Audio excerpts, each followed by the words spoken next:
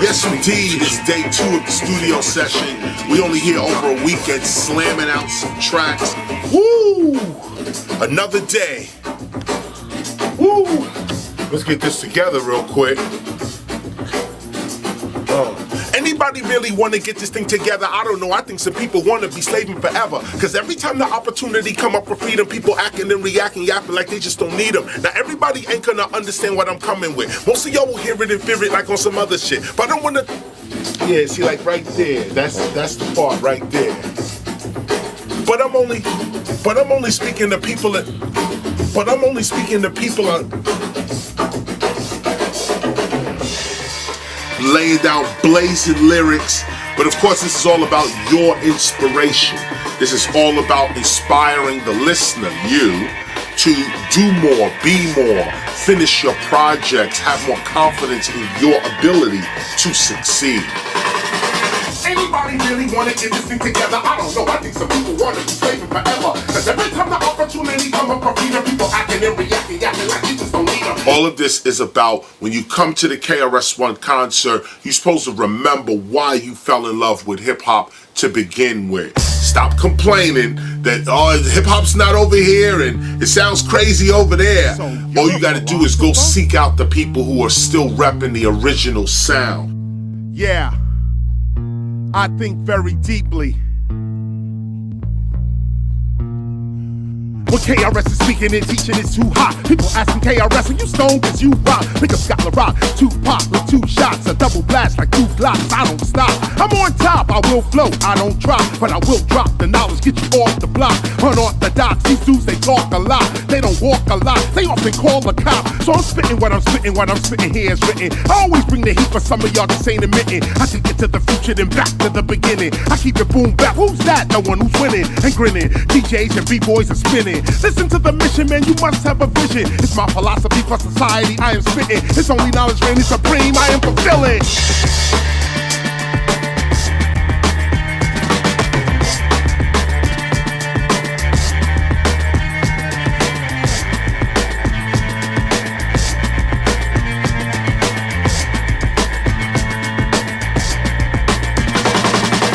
Anybody really wanna get this thing together? I don't know, I think some people wanna be slaving forever. Cause every time the opportunity come up for freedom, people acting and reacting, yapping like they just don't need them. Now everybody ain't gonna understand what I'm coming with. Most of y'all will hear it and fear it like on some other shit. But I'm only speaking to people I run the gutter with. Revolutionaries and scholars that study government. We ain't got no time for no petty crime, we above that shit. What I'm coming with is for hip-hop if you in love with it. Breaking them, seeing graffiti, writing, DJs cutting it. This is what we vow to preserve, no not that other shit, but DJs getting sloppier. Rappers getting coppier, surveillance on top of ya, no longer a shock to ya. The television lost ya, media's a mafia. That's why ignorance and belligerence is so popular.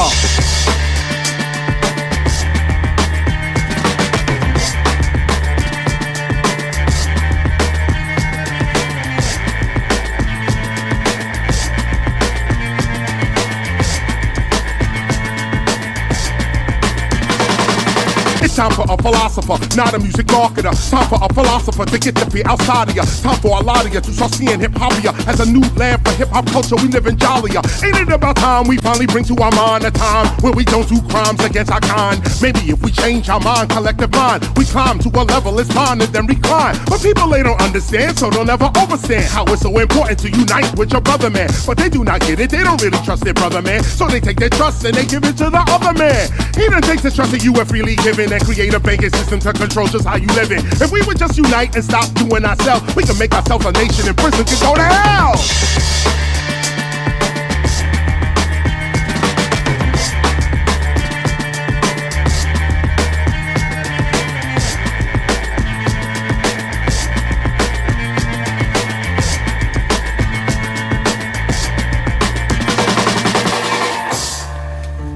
Yeah. That's another one down. It's another one down. Make sure you get this mixtape. It's crazy. I'll see you at the shows. Get your tickets early. It's only a weekend project, but we put these little projects together just so that the tradition and the art of MCing stay alive. Big up to everybody who keeps MCing alive. Big up to everybody who's about their word game, about the craft of poetry in and of itself. Big up to you. I'm going to see y'all on tour. You know how I get. So let's get it popping.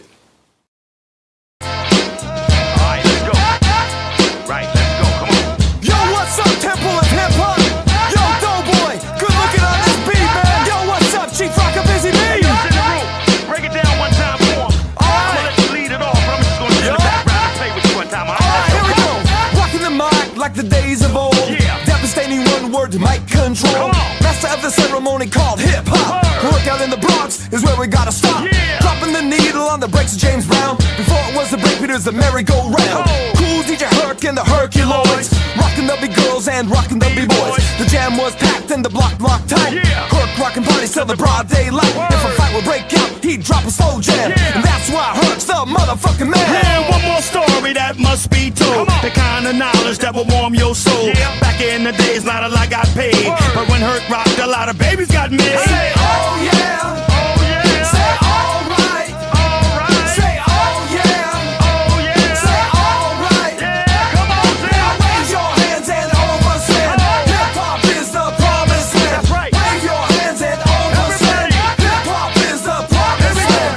January 9, 2005. The temple of hip hop getting live. Cool DJ Herc, Chief Rockin' Busy Bee, Grandmaster Kaz and Cool Mo D. Gathered at the temple with the teacher, KRS, the hip hop leader. Discussing the nation that we call hip hop and put an end to these industry frauds. How do I know? Well, I was there. Zitteroo, cold chilling in the atmosphere. Open your heart and the beat will come. God's greatest gift is still having fun. Yeah, one less listener in this rap. And if you're not prepared, take a big step back. Herc rocked the party and he spoke his mind. He said, Busy Bee is just doing fine. Say, oh yeah. Say, all right. Say, oh yeah. Say, all right. Come on, Now wave your hands and overstand. Hip hop is the promised land. Wave your hands and overstand. Hip hop is the promised land. yeah, yo, Zen, I like the way this is going down, Yo, man. me I like too, the way B. the beat is flowing, man. I like that whole shit, man. Hip hop is back once again, man. It's going down. Yo, Herc, man, bottom flash, y'all know what time it is. We gon' keep the spirit live. The temple of hip hop. spirit is Me, the alive and backbone, well. know the microphone, the chief rocker. My man's in the room. We Yo. gonna keep doing it, baby. To the 2000s, to the 3000s, and on and on. Hip hop forever. Yo, I would like to take this moment to thank you, Cool DJ Herc, the father of our culture. I would also like to thank you too, Cindy. We've seen all the hard work you put in behind the scenes all these years. So we would like you both to know that you are loved and you are appreciated. So big up to the hip hop family and big up to the hip hop nation worldwide. Yo, we out of here.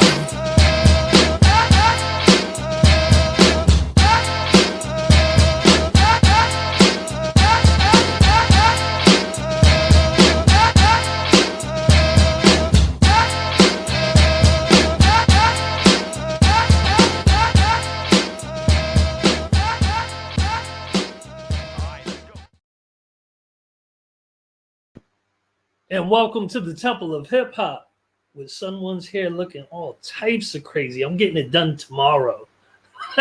So I won't have to come on with this kufi every week.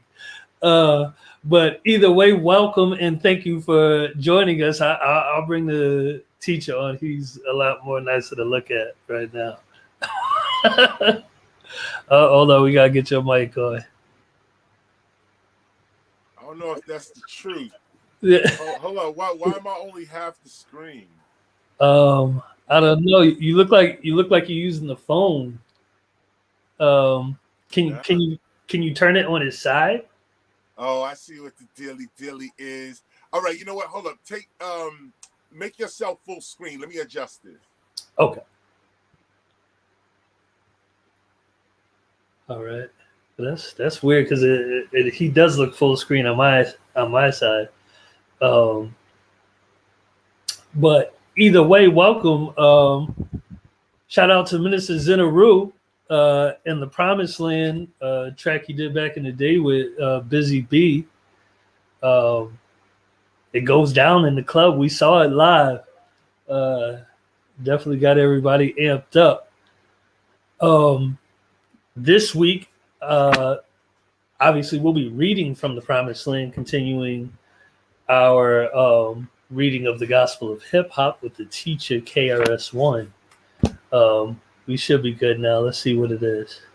Hey, Okay, I'm full screen, but now I'm looking up.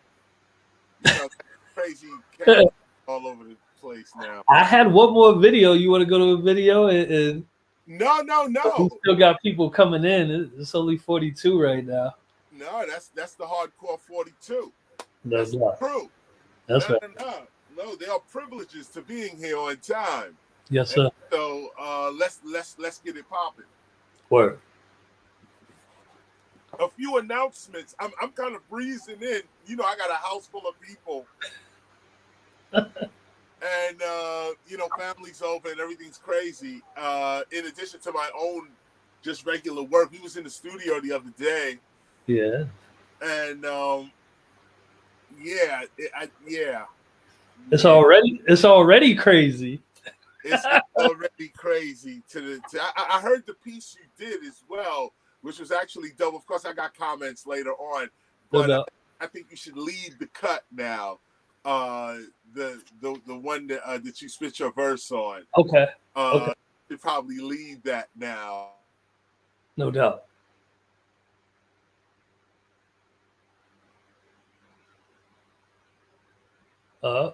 Who's frozen, people? Let me know what it is. Is it me? Is it the teacher? What's going on? Can y'all see me? Mic check 1 2. Am I just gone? Is it over? What's happening? Okay, he's frozen. Okay. We'll wait for a minute for him to come back. But yeah, so we was in the studio. Teacher started laying down some structures on a bunch of tracks, and you already know it's that one. Like I wish I could really. I wish y'all could hear what I'm hearing, because it's what the people need, and really what the people need right now. A lot of different things going on. I could tell you throughout my weeks, really, I seem to be, for those who know, I drive Uber and Lyft on the side. It also helps me stay grounded to the people in the streets. But I'm being privy to a whole bunch of information. It's like people come in the car and start confessing, and like crazy stuff. I mean, down to secret society stuff and underground happenings that the majority of the world really you would never think is existing. Like stuff is really high. I gotta talk to you, Teach. I witnessed so wild stuff today going on. But it's good to not be oblivious and not to think that no, everything is or the way that America wants everybody to perceive, and it's just regular happenings, and people are just going to work, and that's the majority of our society. When people doing things, people doing things, and it's good that you attract yourself to this. That this is your doing thing, because there are a lot of things that you could be doing. Apparently, that I'm finding out. It's very, very interesting, especially being in the city, and these dudes is getting in the car, hyped up off stuff and confessing and naming names, like wild stuff. But and that's nothing that we would ever really put out on this, but it's good for us to know what we're dealing with.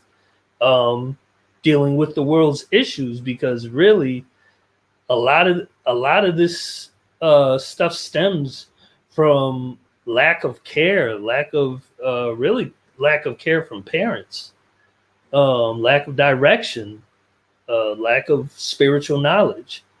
I would say first and foremost, really, because they wouldn't need any of that if they really knew.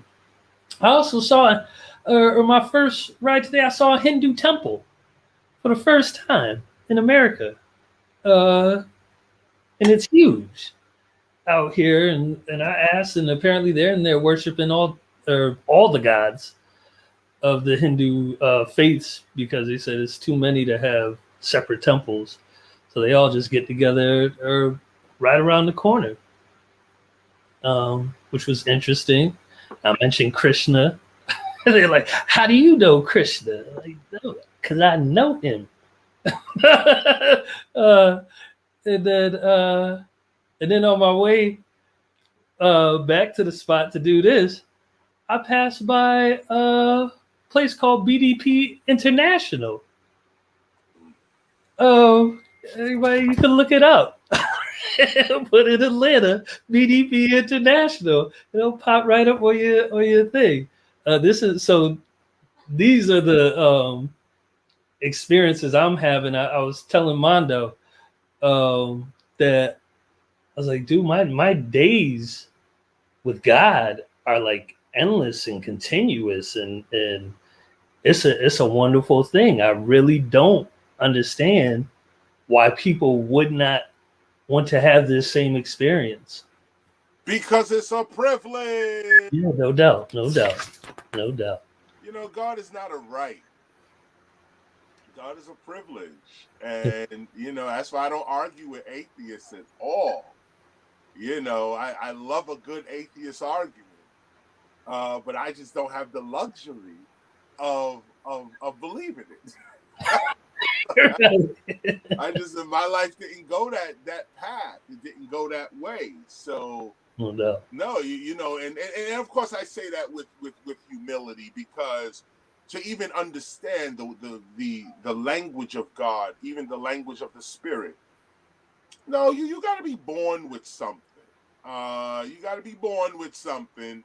We can all claim, and see, and this is the hard part of that lesson, because we all claim, everybody claim, yeah, I'm a spiritual being.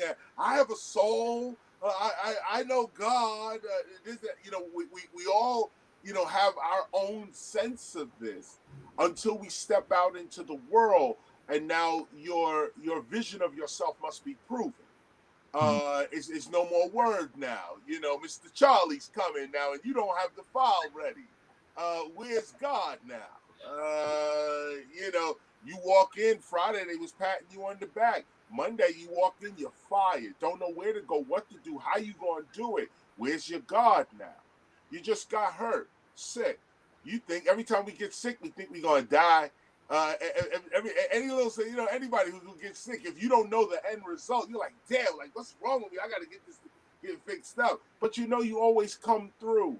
At the end of the day, how many other times have you been sick and you got through and you was healthy and you was good? This is another one of those times. But this is spiritual awareness, spiritual knowledge that sees the whole of a picture and not just a little bit. To try to convince people of that, you have to come to the table yourself. You yourself have to want that kind of knowledge, that kind of well, you have to be that kind of being to want that kind of knowledge.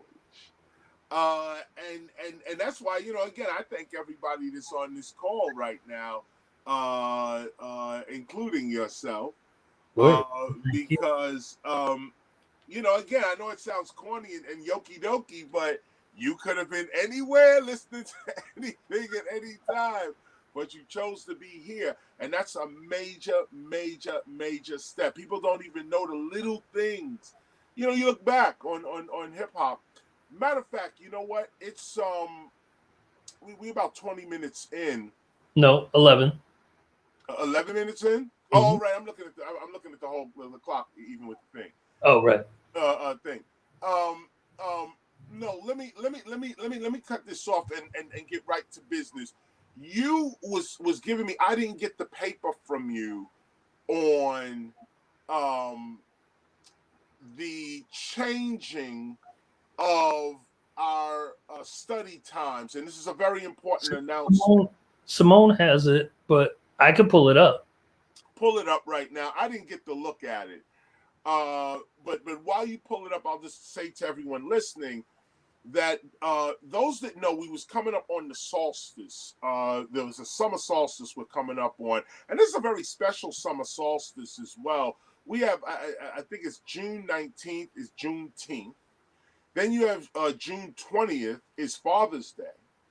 And then June 21st and 22nd is the summer solstice, where the sun is at its highest peak in the sky. And I've been on a meditation and a fasting for this whole time. And those that have joined us as well have even just been in a meditation. We've been rising with the sun since December 21st and 22nd, 2020. And I released between the protests right there as well, right on the winter solstice. And there was a 6 month, and those who were with us we did our equinoxes. We did lessons on the equinoxes. We went through Easter. We're following this astronomical trend, but from a Christian point of view, pointing out different lessons and stuff in how they have approached the universe and what they choose to tell us. This has been a long lesson for those that have been with us for this long, since January or even before. So now we're coming up on the summer solstice, and coming up on the summer solstice, which is June 22nd and 21st and 22nd. We're going to change our meeting times, and the meeting time starting next week. The meeting time is no longer going to be 7 o'clock. It's going to be 12 noon on Sunday. Swallow that. Right. It's on the screen now. And they should be able to see it. It's separated, and shout out, this is the work of DJ Steel Mountain. He stepped up to the plate. And, Walk us through this. Yes, indeed. So Pacific time, North America, it'll be 9 a.m. North America Mountain time, it will be 10 a.m. North America Central time will be 11 a.m. North America Eastern time will be 12 p.m. South America Central time will be 1 p.m. Europe, London area is going to be 5 p.m., as well as West Africa, Nigeria, 5 p.m. Europe, Germany area is going to be 6 p.m. Russia, Moscow is going to be 7 p.m.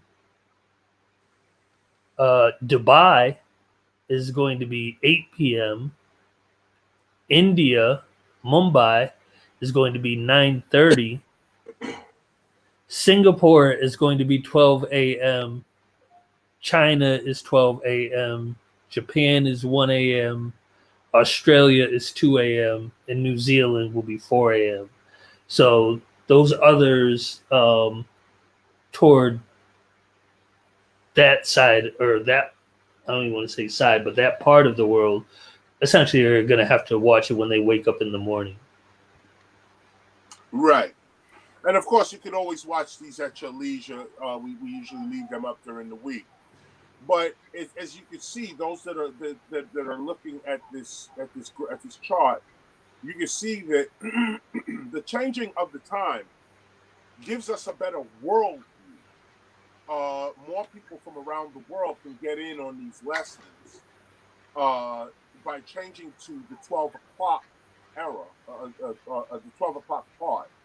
plus also, um, plus also, as we begin to go into the year and go into touring, lecturing, touring, this kind of thing, traveling at night and so on, the 12 o'clock is actually, it works better for myself as well to continue to give these lessons on a Sunday. Normally, I guess if you was going to church, you'd have to wake up 8, 9 o'clock in the morning and get that 9 o'clock or 10 o'clock service. Yes, So, not that we're mimicking that schedule, but we're actually mimicking the rising of the sun as a symbol, the 12 noon straight up as another symbol, 12 noon, and we'll talk about noon and noonette later on with what that means. But the 12 o'clock, the summer solstice, the fact that we're getting ready to also in our personal lives go into touring, lecturing, and this kind of thing. The evenings are becoming a little strained now. Studio time's coming up. We're in the studio at night, this kind of thing. That also helps us. The 12 o'clock now gives us also a broader swath of the world to be able to catch these lessons after work and so on.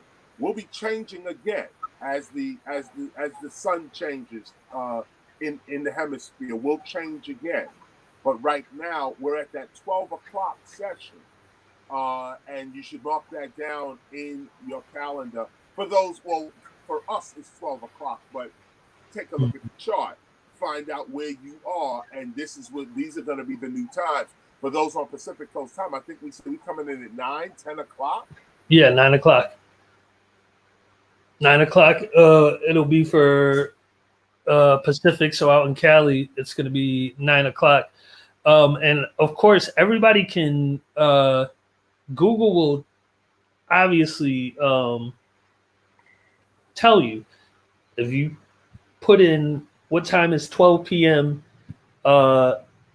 Eastern time, North America. What time is it in my country or in my city?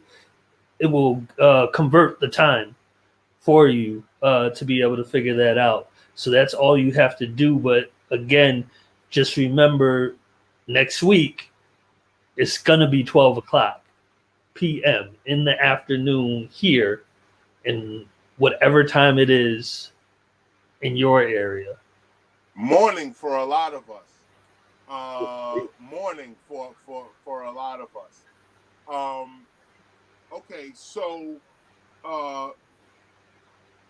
there was that was the major announcement.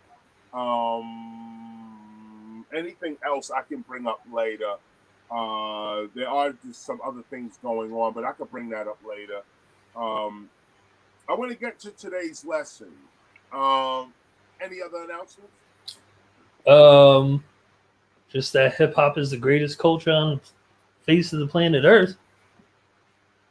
And I couldn't agree with you more, because this is exactly where the lesson starts, with that realization right there. It's actually time to take our culture seriously. That's what this is about.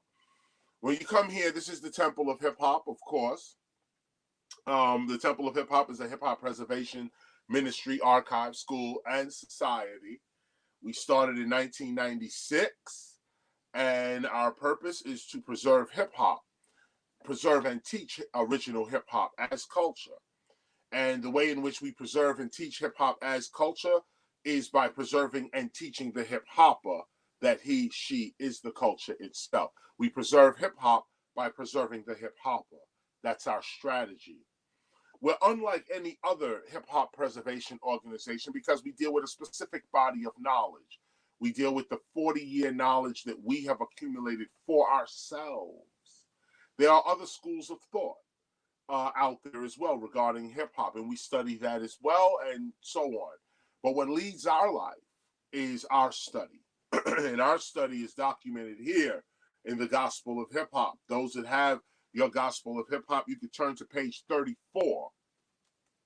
We are continuing our reading of the Gospel of Hip Hop. This is page 34. It's the Promised Land. It's the Promised Land.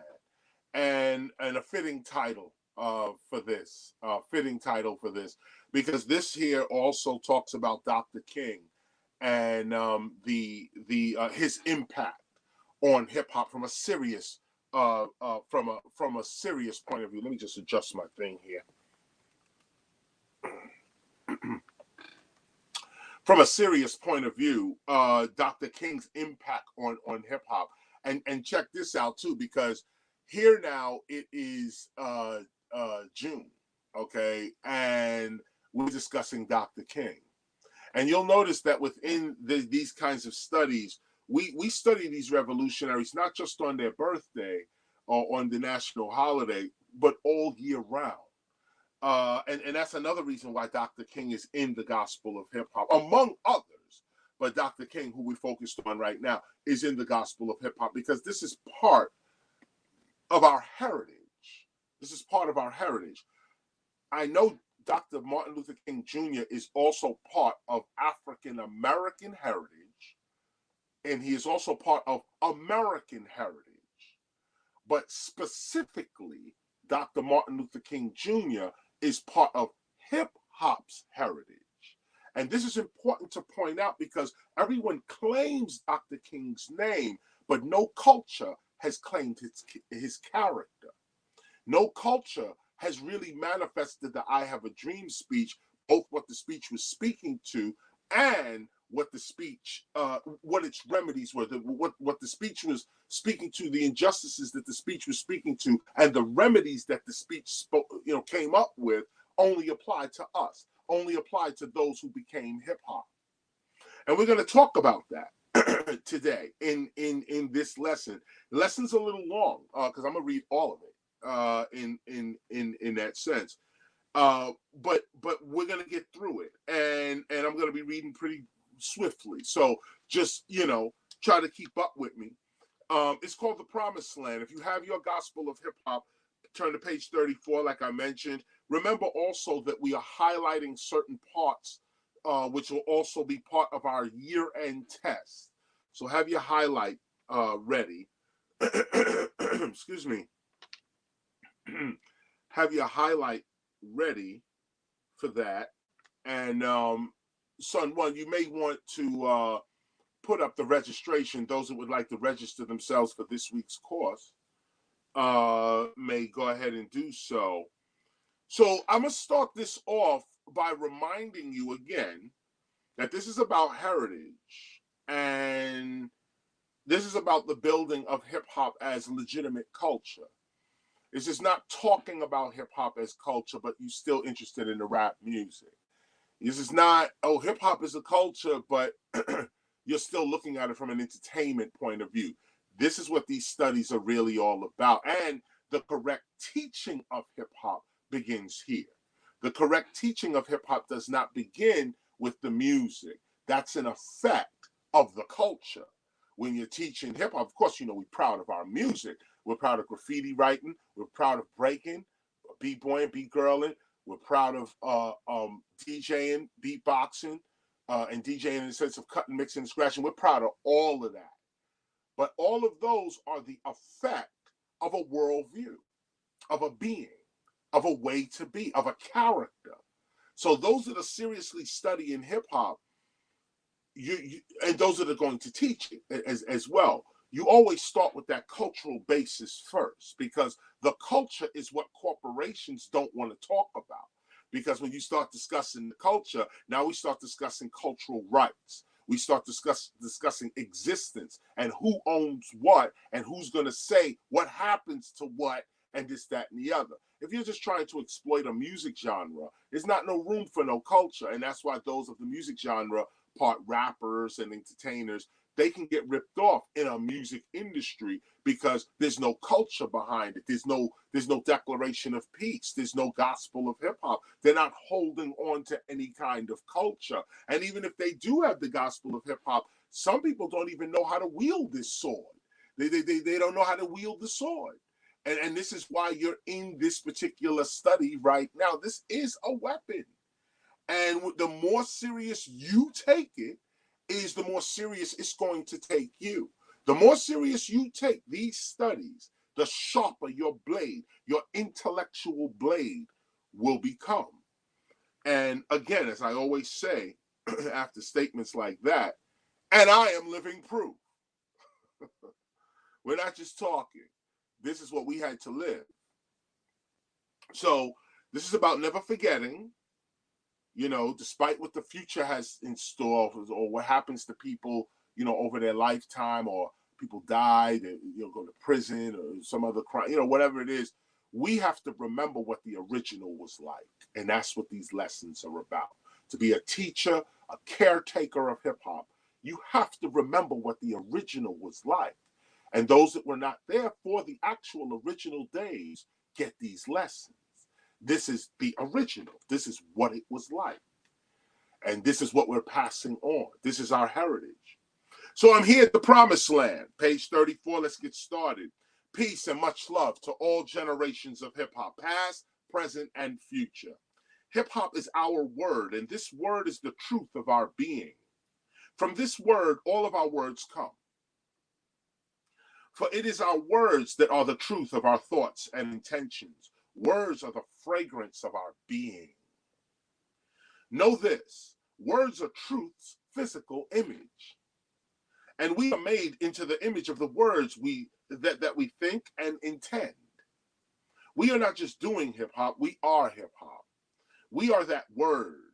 And the abilities we give to that word are the abilities we give to ourselves and to our children forever. Our word is our name. Our name is our nature. And our nature is our specialized ability in physical reality. Hip hop is clearly a divine response to our particular suffering in the world. And it has been the study of this response that has revealed to us the nature of God, the love we serve. We went over that last week. Hip hop has clearly given us all purpose. Hip hop has even made many of us rich, rich, famous, and influential. Let me read that one more time. Hip hop has clearly given us all purpose. Hip hop has even made many of us rich, famous, and influential. However, no one person can ever take full credit for the creation and artistic development of hip hop itself. It just happened.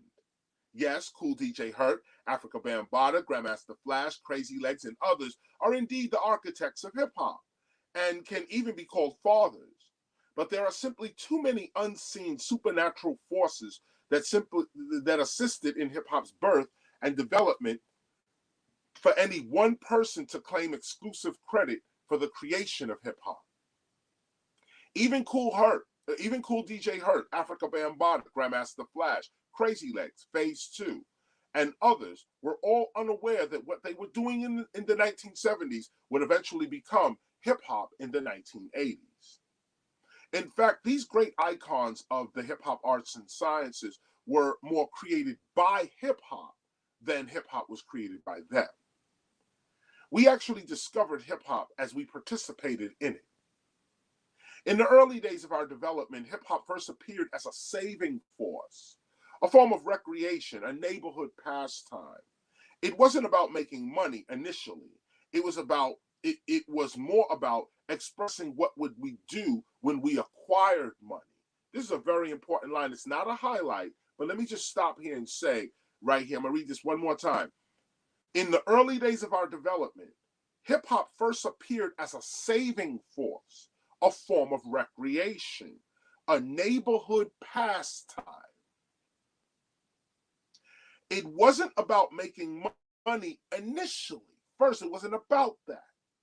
It was more about expressing what you would do when you made your money. This is a very important distinction. You're talking about what poor people are creating. You're talking about what street kids are creating. So we're not rich. We don't have nothing. We're actually in poverty. And we're creating this thing called hip hop.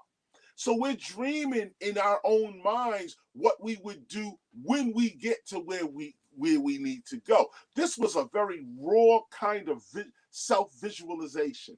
creative visualization, a real raw and crude kind of visualization where we knew we was in the hood, we knew where we was, but we didn't allow that to deter us. A lesson we may want to take a look at ourselves right here. I spoke about this about 2 weeks ago as well, about in the South Bronx. You know, this was the most corrupt place you could possibly be. But we did not look at just the corruption or the broken glass everywhere. People pissing on the station like they just don't care. I can't take the... We didn't look at the Melly Mel picture of it, which was totally accurate.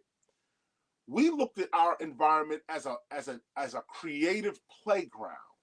And we rhymed about it. We drew on the abandoned buildings. We put our name on the side of the building.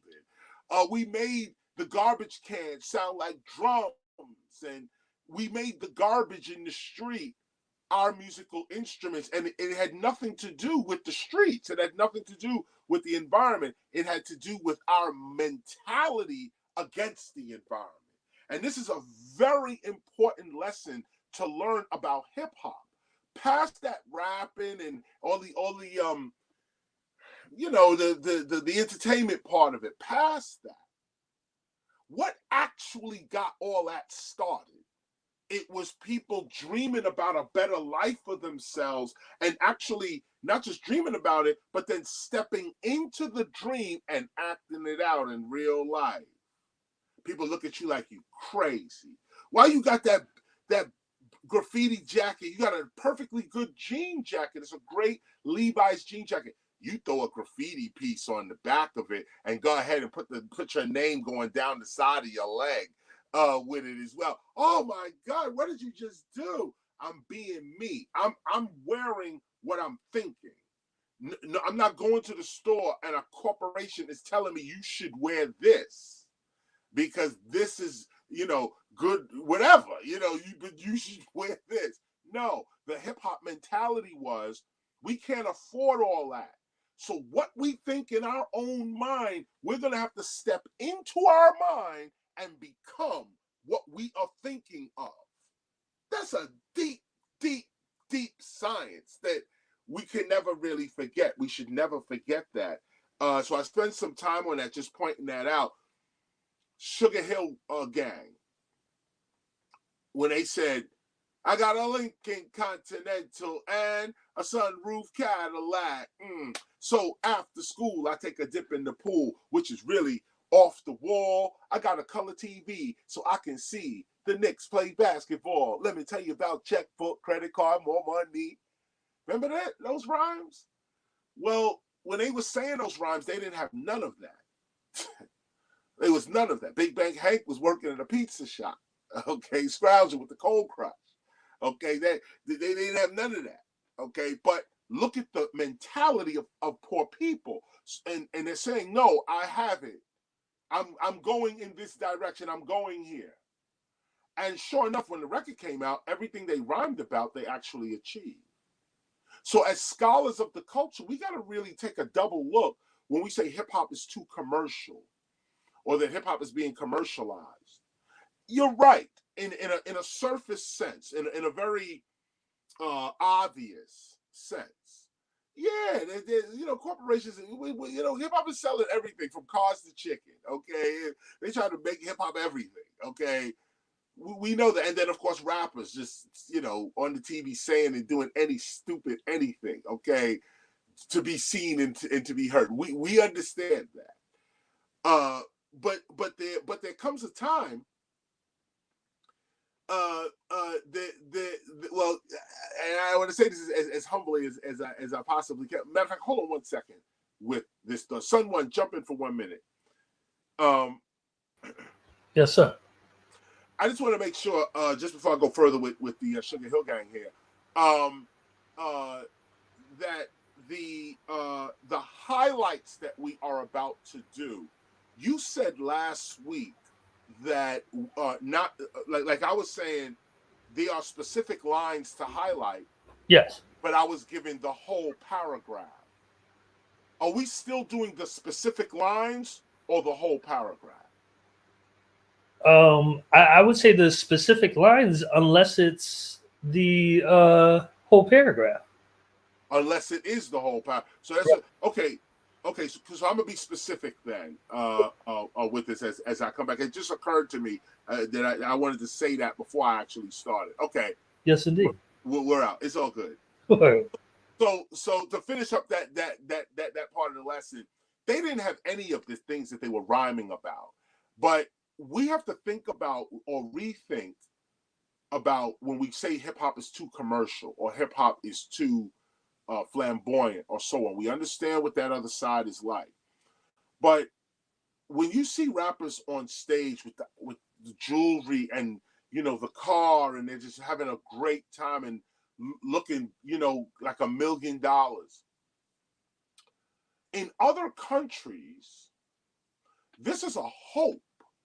This is an inspiration to other people in other countries that are doing far worse than we are here in the United States.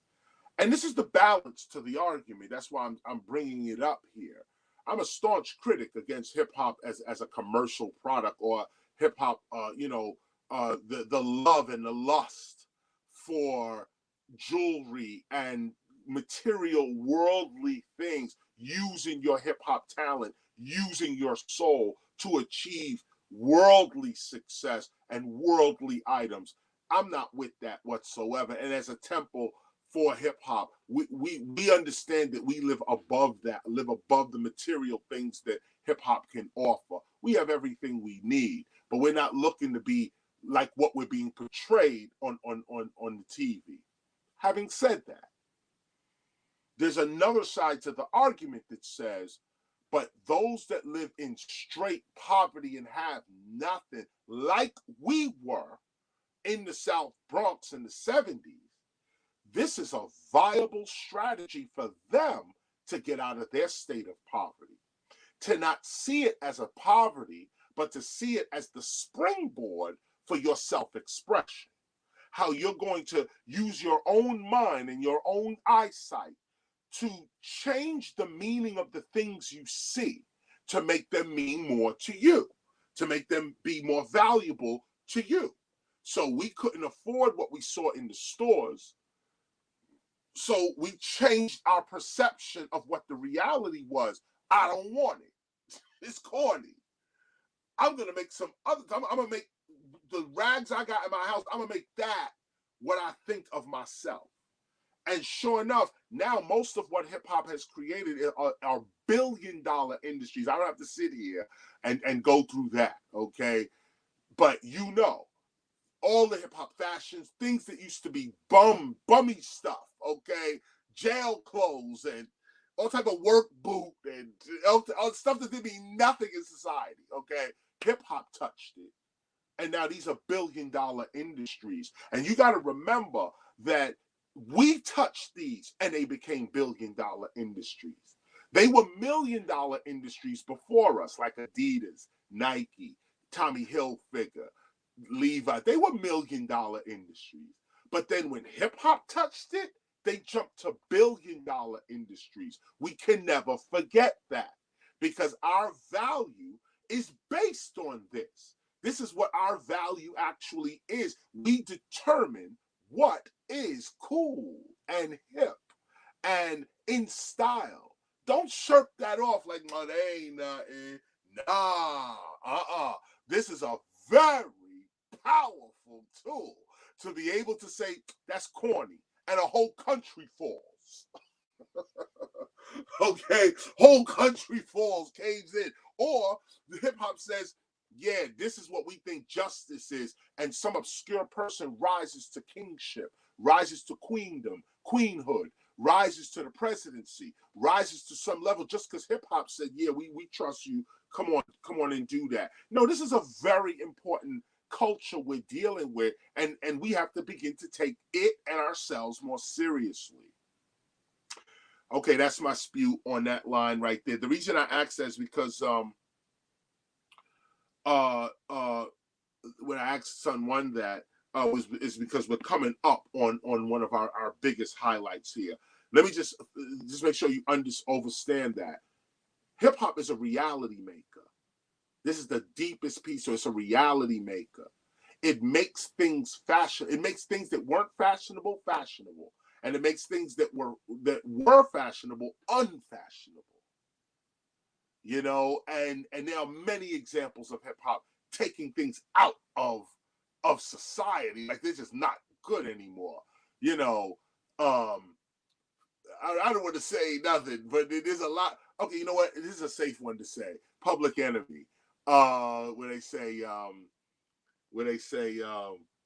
Elvis was a hero the most, but he never meant shit to me. He's straight up racist. The sucker was simple and plain. Motherfuck him and John Wayne. I tell you, and he, whoa. That was like, whoa. And he said it in the 80s in a time when John Wayne was still a man. Okay, Elvis Presley was still a man. And Chuck just put them right in the cemetery real quick, and all of America agreed. Okay, Public Enemy has a few lines like that. Okay, and other rappers do too, where hip hop says, no, this is no longer cool. And the whole of the world society says, we agree. That's what it is. So really realize what culture you really have and the power that you really have. So I'm gonna read this again, and I'm gonna continue my read down. I'm at paragraph 6. I'm on page 35 of the Gospel of Hip Hop. I'm reading 6 again. In the early days of our development, hip hop first appeared as a saving force, a form of recreation, a neighborhood pastime. It wasn't about making money initially. It was more about expressing what you would do when you acquired money. It was a visualization first. Hip hop was what we did because we had limited resources and little money for anything else. Know this, it was the lack of money and other resources that caused hip hop to exist. Hip hop existed outside of the mainstream and its validations. Hip hop was what we did independent of the world's value systems. Hip hop was and still is our only salvation. Hip hop is what saved us, nothing else.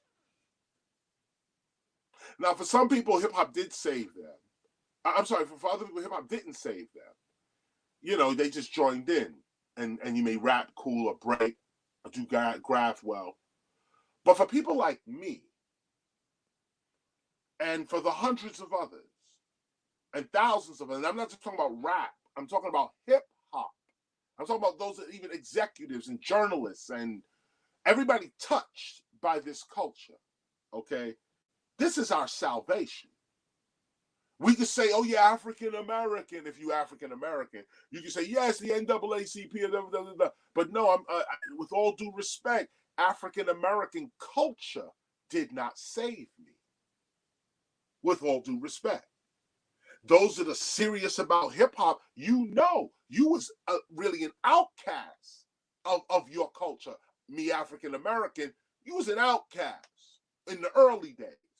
Okay, this is not something that all African Americans agreed upon. Even the Latino community as well. The scene in Wild Style, where go back and look at the scene in Wild Style, where the graffiti writers coming through the window at late night, you know, graffiti writer coming in through the window, and his brother is there from the army, and his brother greets him with a 22. Said, man, I could have blew your head off, man. What are you coming through the window for? What's this? And his brother's a straight up military dude that just served the country. And his little brother's climbing through the window coming from the train yards.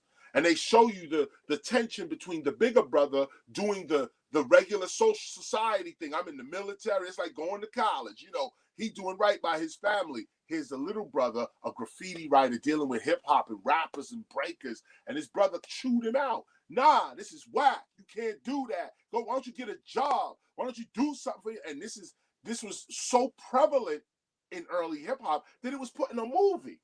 Okay, it was put in a movie. Okay, because this is what it was like. This is what the early days was like. African Americans weren't with this. Latino wasn't with this. All white people, they weren't with this. You know what I'm saying? This was that thing you did down the street. Get that shit out of here. Nobody wanted to hear what we were doing, really. And actually, Grandmaster Caz tells a mean story about that. You know, and so does Busy B, tell a mean story about how they tried to get in to some of the discos of the early days, and it was thrown away. So get out in the block with that hippity hop thing. Kool Herc as well got dissed a few times. Okay, they didn't want us around. Now, of course, I know today everybody's like, yeah, hip hop, sure, it's everything. Yeah, we understand that, and we have grown and developed. But we're doing a study right now, and you got to know what the truth is. The truth is that hip hop saved us. That's the truth. Okay, hip hop saved us. Not the medical field, not law, not architecture, not sports, none of that. Okay, hip hop saved us. And I will say this respectfully, hip hop saved a portion of us. Because the rest of us, as you know, went down the tubes. Growing up in the 1970s was no joke. Growing up in the 80s with the crack era, 70s was heroin. Okay, heroin, actually the late 60s is heroin, going into the 70s, heroin and cocaine. Coming into the 80s, heroin, cocaine, and crack. Oh, you had to have your head on straight to even be for me to be sitting here right now. Some of you watching me right now, you know you had to have your head on straight. You couldn't just go for anything. Not only the heroin, the cocaine, the crack, not just that, but then AIDS was running around out there too. You had to know how to maneuver. And that's why these lessons are so important. That's why these lessons are so important. It's a certain character that we dealing with, and this is what I'm saying. Hip hop was what we did independent of the world's value system. Hip hop was and still is our only salvation. Hip hop is what saved us, nothing else. Now, like I said, this relationship with hip hop is not for everybody, because some people were saved by their culture, saved by a good job, a nice paying job. You was saved, you know you was. Somebody went to college and was saved, you know you was. That's legitimate. That's on this call as well. And you still hip hop. Hip hop still has a profound effect upon you. But there are others of us like me, okay, and everybody that's written about in this book as well. Hip hop saved us from prison, from death, from starvation, from obscurity.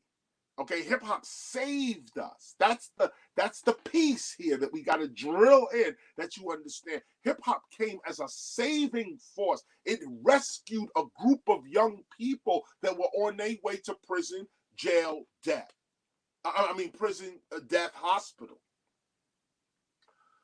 Or strung out on something. This is what it was. It was war against our people. And this force, this creative thing that came from within us, but was foreign to us. We had to still learn it, and it's coming out of us. That was hip hop. That was hip hop. So, paragraph 8, and we coming up on our first highlight. Paragraph 8. For it is known by all the sages and learned spiritual teachers of all the ages that God responds to suffering. This is a global, okay, that when all human strength is exhausted and all worldly avenues of success have been closed, it is at that precise moment that God appears and we are saved again. And notice the word, saved again. Here's the highlight. Paragraph 9, the whole paragraph. The existence of hip hop is evidence for the existence of God and God's loving concern for hip hoppers. That's the argument. God exists because hip hop exists. Period. Period. Hip hop has no other author, no other origin, no other birth but divine forces. Nobody can take credit for the real birth of hip hop. Nobody. Now, either we're going to take paragraph 9 seriously, Or are we going to keep playing games? This is the truth right here. The existence of hip-hop, the fact that hip-hop exists, is evidence for the existence of God and God's love and concern for hip-hoppers. Hip-hop itself is a miracle. Hip-hop itself is a miracle. A divine solution. No human hand can ever take full credit for the true birth and development of hip-hop. This is the truth. Hip-hop is God's divine activity existing amongst us today. For it was God that made us hip-hop, and this is the good news. Highlight that whole paragraph. I hit you with it one more time. The existence of hip-hop is evidence for the existence of God and God's love and concern for hip-hoppers. Hip-hop itself is a miracle, a divine solution. No human hand can ever take full credit for the true birth and development of hip-hop. Hip-hop is God's divine activity existing amongst us today. For it was God that made us hip-hoppers, and this is the good news. It was God that inspired Cool DJ Herc. I mean, can we just establish that? It was God that inspired Cool DJ Herc. It was God that inspired Africa Bambaataa. It was God that inspired Crazy Legs. It was God that inspired Phase 2, Takey 183, and Cornbread. It was God that inspired Grandmaster Flash, Grand Wizard Theodore, as well as the Furious Five. It was God that inspired Run DMC and Jam Master Jay. It was God that inspired LL Cool J, Dougie Fresh, Salt and Pepper, MC Light, Public Enemy, Poor Righteous Teachers, Niggas with Attitude, MC Hammer, and so on and so on and so on. Here's the highlight, another highlight right here, but just this sentence. And this is the good news.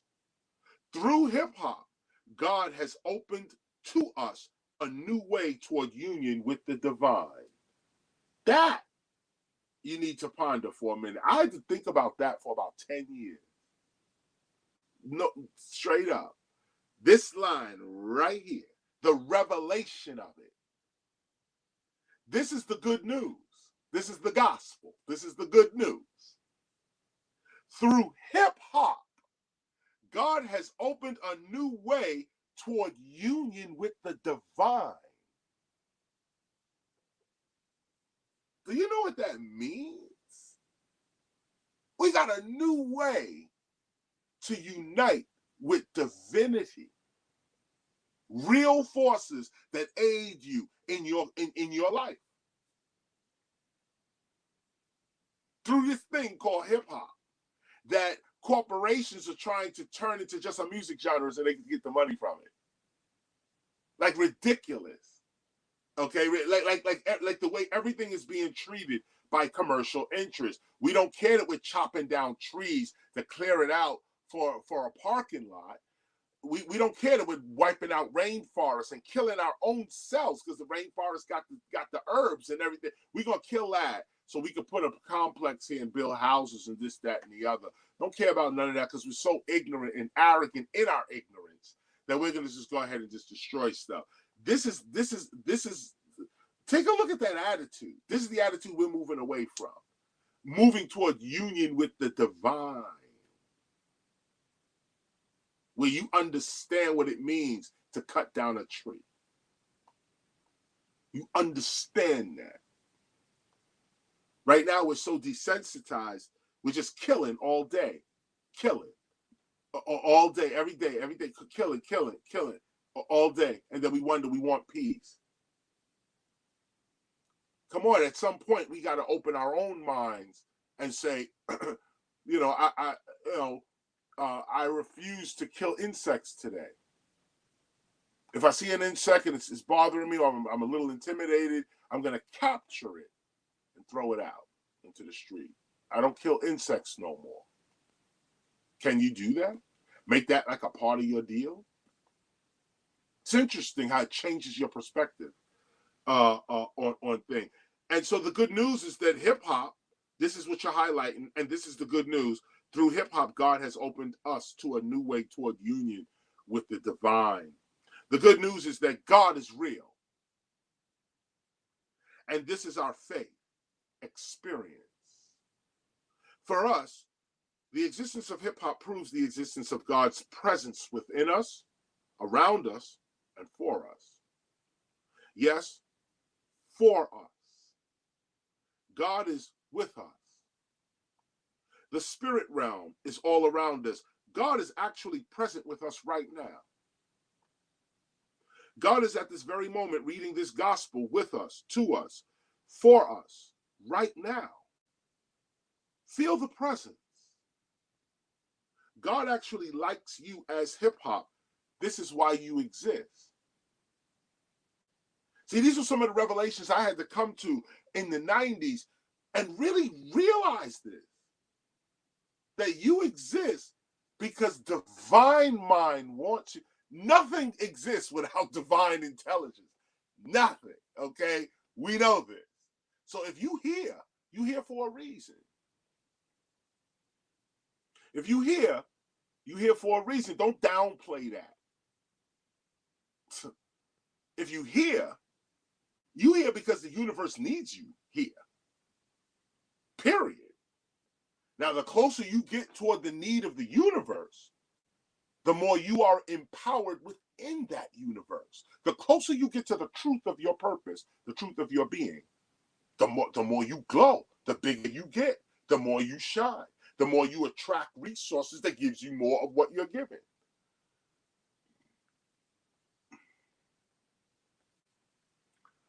The existence of hip-hop proves for all hip-hoppers that there is a divine intelligence looking out for us, or rather looking out from us. Something divine is concerned about hip-hop, and this is the focus of our study. What is it that wants hip-hop to exist? Look at what hip-hop has become. Like I said, hip-hop is a miracle unto itself. What is it what wanted hip-hop to exist? Not just it exists, but what in the universe needed this? Here's the highlight in paragraph 13. It's the last paragraph. Here's the highlight right here. As hip-hop scholars, we are seeking and tracking the patterns and nature of the force that made us hip-hop. And this is right for us. I'll hit you with it again because it's a highlight. As hip-hop scholars, we are seeking and tracking the patterns and nature of the force. And notice the force is in capital T, capital F. The force that made us hip-hop. And this is right for us. Like if you ever want to know what's right, seek the origin of your own existence. That's always right. Always right. Okay. As a community, we love God. Even though we may fall short of what God truly intends for us, still we yearn for the presence of God. We as a hip-hop community. We know that rap music is only the early leaves of a very young hip-hop fruit, a hip-hop fruit that we, in immaturity and ignorance, continue to eat before it has fully grown into the fruit-bearing tree that it was intended to become. We are so much more than the leaves that bud up first to catch the sunlight. We have so much more growing to do. Hip-hop today is like the seed of a great fruit tree given to a poor and desperate people in an effort to save them from the effects of the terrorism that their parents faced. But because of their own desperateness, fears, and doubts caused by such terrorism, today they eat the seeds as opposed to planting the seeds to grow the tree. That's what we do in the hip-hop. Hip-hop is like a seed that if planted in your heart and watered by your faith will spring up in you like a mighty fruit tree that feeds you and everyone around you all year round. But in our own desperateness to eat something, anything, we eat the seeds of our own salvation, ultimately remaining hungry and unsatisfied, never truly attaining the harvest that the seed was meant to produce for us. Another way of looking at this is to say that we are stuck eating eggs because we never nurtured the eggs long enough for them to become chickens. It is like we are eating raw food because we haven't yet learned to cook. In other words, when we plant the seed, hip hop, we never wait long enough for the seed to grow into a tree, peace and prosperity, that it was intended to become. That is the actual state of hip hop today. We have been given the seeds to a great new civilization, but the seeds themselves are so valuable in the world that we just sell the seeds and eat the seeds without ever thinking about planting the seeds or from whom these seeds come. We're not even asking who gave us the seeds. Many have become rich participating in hip hop's artistic elements, but they are only rich in their accumulation and consumption of seeds. They would be even richer if they would plant the seed in their own minds and in the minds of those who need the seeds the most. But such is the state of a desperate and traumatized people. We may be outside of the prison walls, but we are still lining up to eat. And that's a saying. We used to say that in the shelter back in the days. You may be out the shelter, but you still lining up to eat. You know, like you in your own house, but you've been in the shelter, you've been in the prison for so long, you approach your own refrigerator with a tray.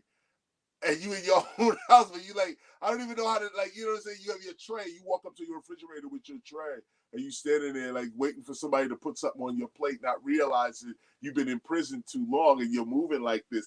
This is self-evaluation. You got to look at yourself. Well, what are your habits? Like, you know, why are you continuing to live like this?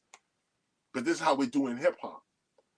We may be outside of the prison walls as a community, but we are still lining up to eat. This is why we as a people are not yet out of the dark in my time. Yes, we have been liberated, but we are not yet free. Yes, the chains are off of our feet, but we haven't yet begun to walk our path.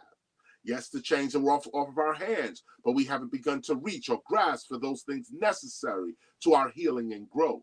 Yes, today the chains are off of our minds, but we still have not begun to actually think for ourselves. Yes, think for ourselves. We have the hip, the awareness of hip hop, but as a group, we have not yet attained the actual hop, the movement of hip hop. We think like hip hoppers, but we do not yet move like hip hoppers. We are aware of ourselves as a specific social group, but we are not simply moving, but we are simply not moving collectively as the group we perceive ourselves as. This is why the Temple of Hip Hop exists. Such a movement requires mass motivation caused by mass inspiration. This type of inspiration is deliberately caused by those who are the caretakers of the culture they seek to expand. They are the physical embodiment of what they teach. Others can perform the artistic elements of hip hop. This is good and highly respected. But if if those same performers have no clear idea as to why they perform, then longevity, even as a performer, is out of their reach. Hip hop is so young in my time that we haven't yet produced authentically committed, serious cultural caretakers. And again, this is why our temple for hip hop exists. Our temple is not a physical location. It is a society of hip hop culture keepers who not only perform hip hop artistically, but also spiritually. Let's highlight that. We're looking at paragraph 23. And we're at the bottom. Last paragraph there at the bottom, where it says, our temple is not a physical location. It is a society of hip hop culture keepers who not only perform hip hop artistically, but also spiritually. Our goal as a learning institute, I'm continuing. Our goal as a learning institution is to produce some real hip-hop scholars capable of not only studying and teaching hip-hop, but also producing it. As hip-hop scholars, we are also hip-hop's gardeners. We beautify and maintain the hip-hop landscape, assisting God in the growing of our hip-hop environment. For us, such an environment is the land promised to us by God if we would walk with God, never forgetting that it is not hip-hop that sustains us, it is God. Hip-hop is simply the name of our interaction with God. Hip-hop is the solution God sent to relieve our suffering. Hip-hop is the seed solution of a new vine, people. Those that walk this life path are shown the secrets and the mysteries to the fabric of life itself. The good news is that we have identified the love we belong to. And as hip-hop scholars, we are encouraged to seek and document the nature and patterns of this love, which continues to guide us, protect us, and teach us. As hip-hop scholars, our study of the love begins at August 28th, 1963, when our king, the true king, Dr. Martin Luther King Jr. stood before the world in Washington, D.C. and stated, now, pause here for a minute because what I'm going to read now is the I Have a Dream speech. And as you can see, we're all out of context. This is not January 15th. This is June something. And so we're in the middle of June. And this is what really makes this study important and what really honors Dr. King. That, of course, we discussed Dr. King on January 15th. But here we are in June, and Dr. King is still on our lips. Let us honor the ancestor right now. Here's the speech, quote,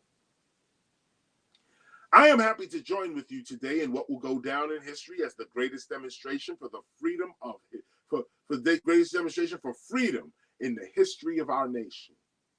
And also those that have their gospels as well, you'll notice that there are certain underlined parts to the speech when you see it in front of you.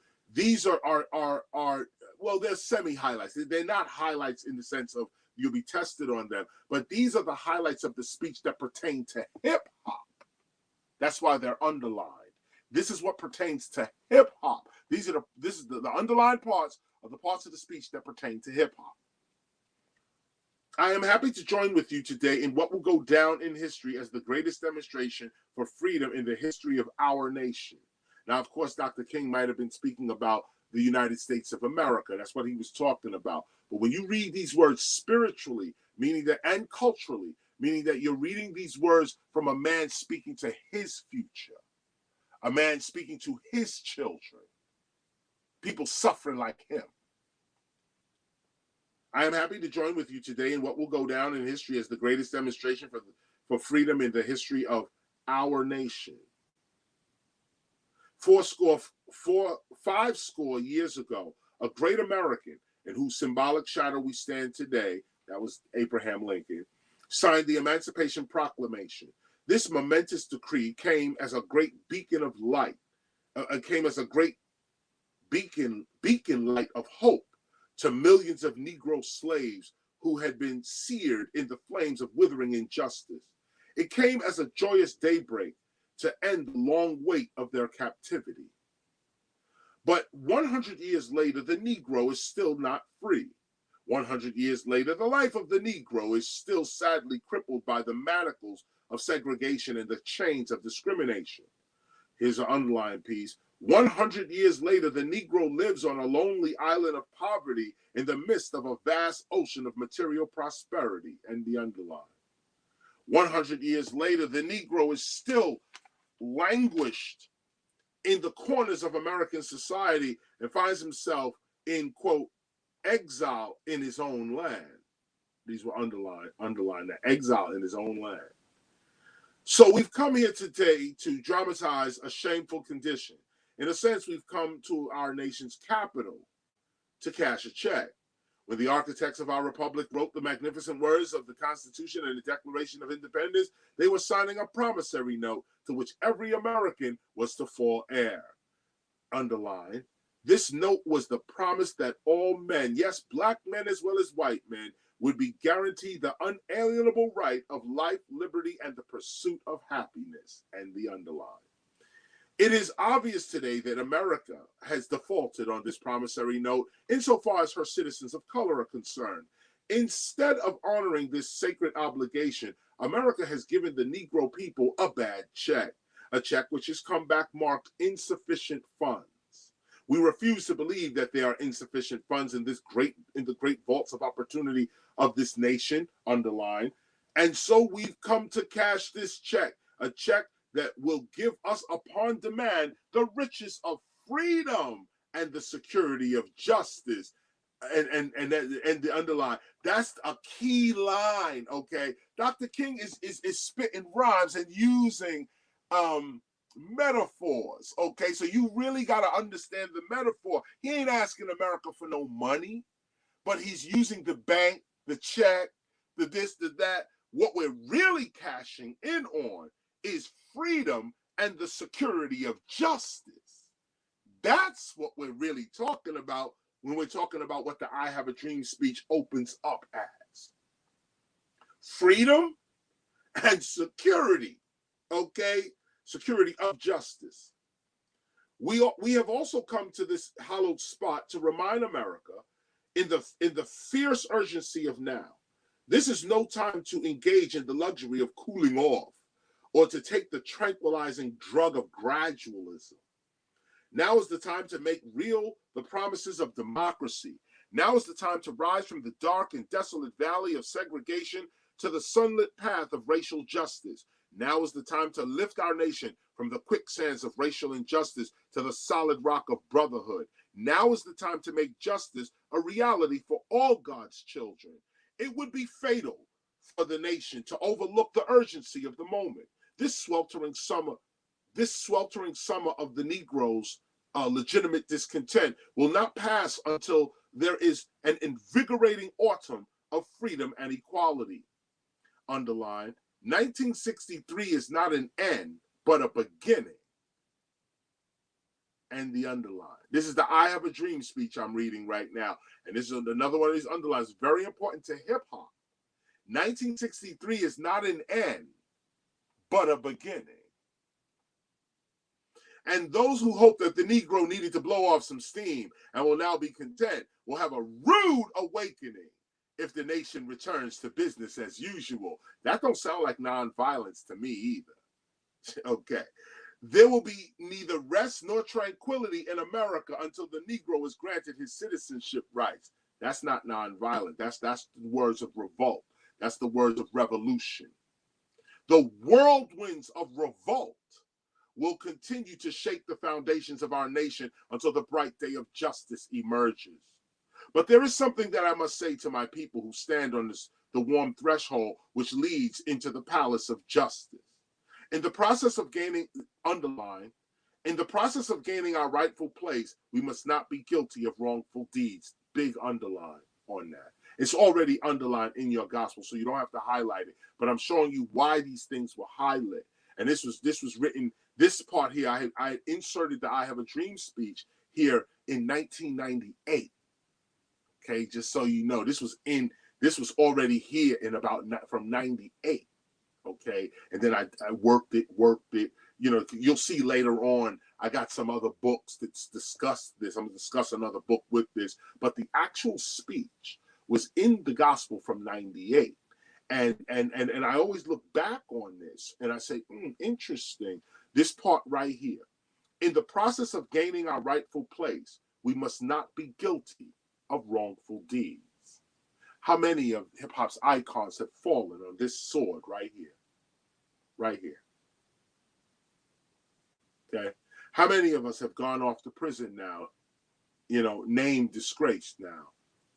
How many of us can even, you know, stand and not for no reason, but guilty of wrongful deeds?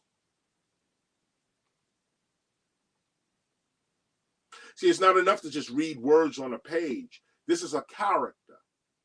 And the character protects you from things you don't even know coming in the future. In the process of gaining our rightful place, we must not be guilty of wrongful deeds. Let us not seek to satisfy our thirst for freedom by drinking from the cup of bitterness and hatred. Underline, we must forever conduct our struggle on the high plane of dignity and discipline. And the underline. Those are already underlined.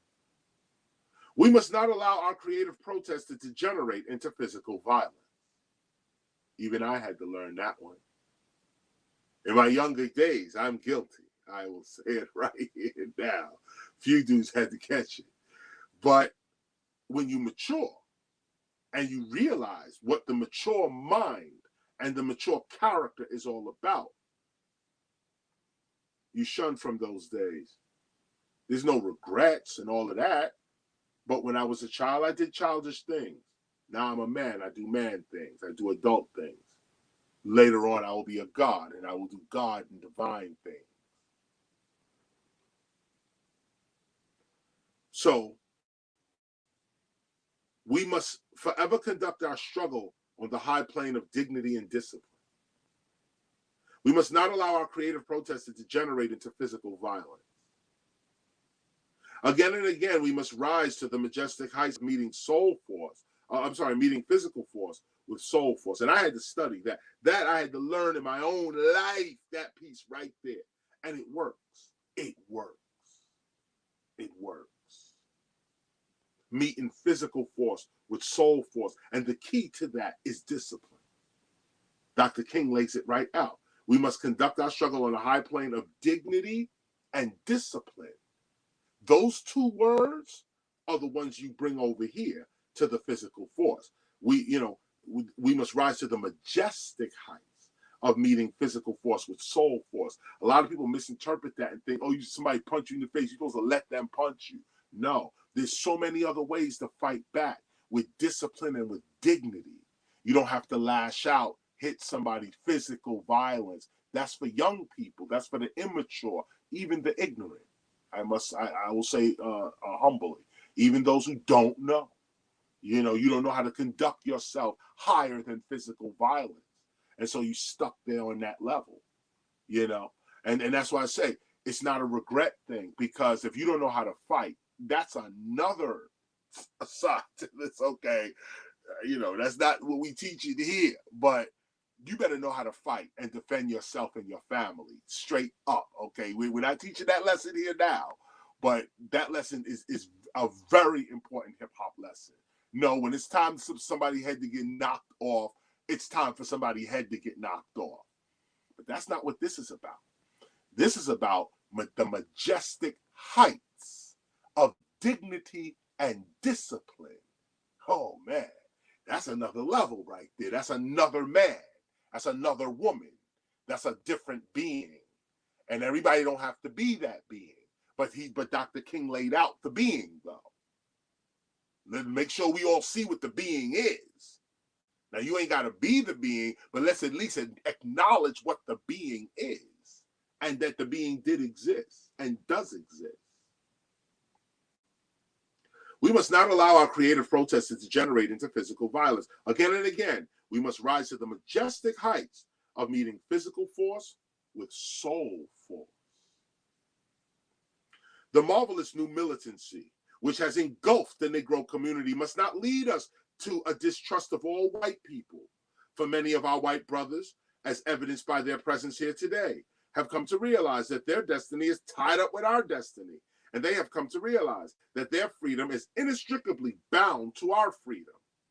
This offense we share, mounted to storms the battlements of injustice, must be carried forth by a biracial army. We cannot walk alone. This is paragraph 43. Paragraph 43 is underlined. The whole paragraph is underlined. I'll read it again. This offensive we share, mounted to storm the battlements of injustice, must be carried forth by a biracial army. We cannot walk alone. That's neither of us, Dr. King is saying. We cannot walk alone. From a surface point of view, I argue with this because I'm a Pan-Africanist, straight up and down, trained by Kwame Ture. You know what it is. What do you mean we can't walk alone? We Africans, we definitely walk alone. But that's not what the lesson is. In the United States of America, to cure the problem, okay, to cure the problem, not what you can do and what your history says. No, Dr. King is addressing the problem, which was racism, classism, these kinds of things. This is what Dr. King is addressing. He said we need a biracial army. And that's what Black Lives Matter is. And it's not even biracial. It's just a rainbow coalition, actually, called Black Lives Matter. Everybody's, in support of that, or most people are in support of that. And so this is the dream of Dr. King. And we can see it here. Let me also point out to you with that biracial army, read up a little up into 42. Must not lead us to distrust, lead to a distrust of all white people. For many of our white brothers, as evidenced by their presence here today, have come to realize that their destiny is tied up with our destiny. That's a very important line, because today you hear all on the news, and even some people will even say, wow, I haven't seen so many white people involved in Black struggle like this. And I will say, from a surface point of view, I understand what's being said, that a large percentage of white people have jumped out there with Black Lives Matter posters and stuff and said, we're sick of this bullshit and we're going to stand out here too. We understand that and we get that. But don't get so caught up with the media. And this is why history is so important, because I don't ever remember a time where Black people marched and white people were not there. I don't ever remember a time with that, ever. Even when Black people told white people, you're not invited, white people were still there. Okay, so I don't know. And the reason I'm bringing this up is because Dr. King is bringing it up right here. This is the I Have a Dream speech, 1963. Dr. King always walked with a huge white following. Huge. Now, of course, Black folk were there, straight up and down. Okay, but everybody getting beat was not Black. Okay, a lot of white people got beat with King. Okay, and beat unhurt. Like, Dr. King is the commercial figure that we all can see, and the cameras are going. But, there's hundreds of other people with no camera, okay, that just took the beating and went home. Okay, white people, Black people, Latino people, okay, all types of Asian people, okay. Asian people been getting beat in this country. Been, okay, from the railroads. I don't want to get into it here, but the way white folk have treated Asian people, all Asian people, especially the Chinese, who came across to do the railroads here in America, they were treated like dogs here. I say that respectfully, but you know what it is. They were treated horribly, okay? And the racism was crazy, all the way up to the Japanese getting thrown in internment camps because white Americans felt that they was the enemy during the World War II. I mean, this is how Asians have always been treated. But I say this as an example to say that now Asians, people are running up and beating on Asians, and now because it's on TV, because it's a media thing, now bills can get passed, and this can get passed, and we have to be concerned about Asians and the violence against Asians. And it's like, no, you're controlling my mind. You're controlling the narrative in my mind. History tells us that there's only two people in the United States, those for justice and those not for justice, those that are criminals and those who want to stomp out crime, those who want freedom and those who want to enslave you. And they come in all shapes and colors and sizes and ages, okay, and classes of people, and that's what it's about. So once you know that global history, and not global in the sense of the world, but in America, I should say a holistic American history, the whole of American history. The TV, Asians is an uptick in Asians getting beat up. No, it ain't. Asians been getting beat up from the railroads, okay, from there, okay. That's where the terrorism really has been going on since as far back as that. It's now the camera's on them. So now you can say, Asian, like Black folk got Rodney King. Now you can say, Rodney King, we can see what's going on because now this is what it is. you know. But no, sooner or later, you know, with all due respect to law enforcement, a lot of these police officers are going to get exposed for who they really are and what they really doing, like to the American citizenry. And then we're going to come to that final conclusion. We're going to have to get rid of that system, you know, straight up. And Dr. King is speaking about it right here. That's why we read in the speech. This is history, not just a I Have a Dream speech. He's describing the times in which he's in.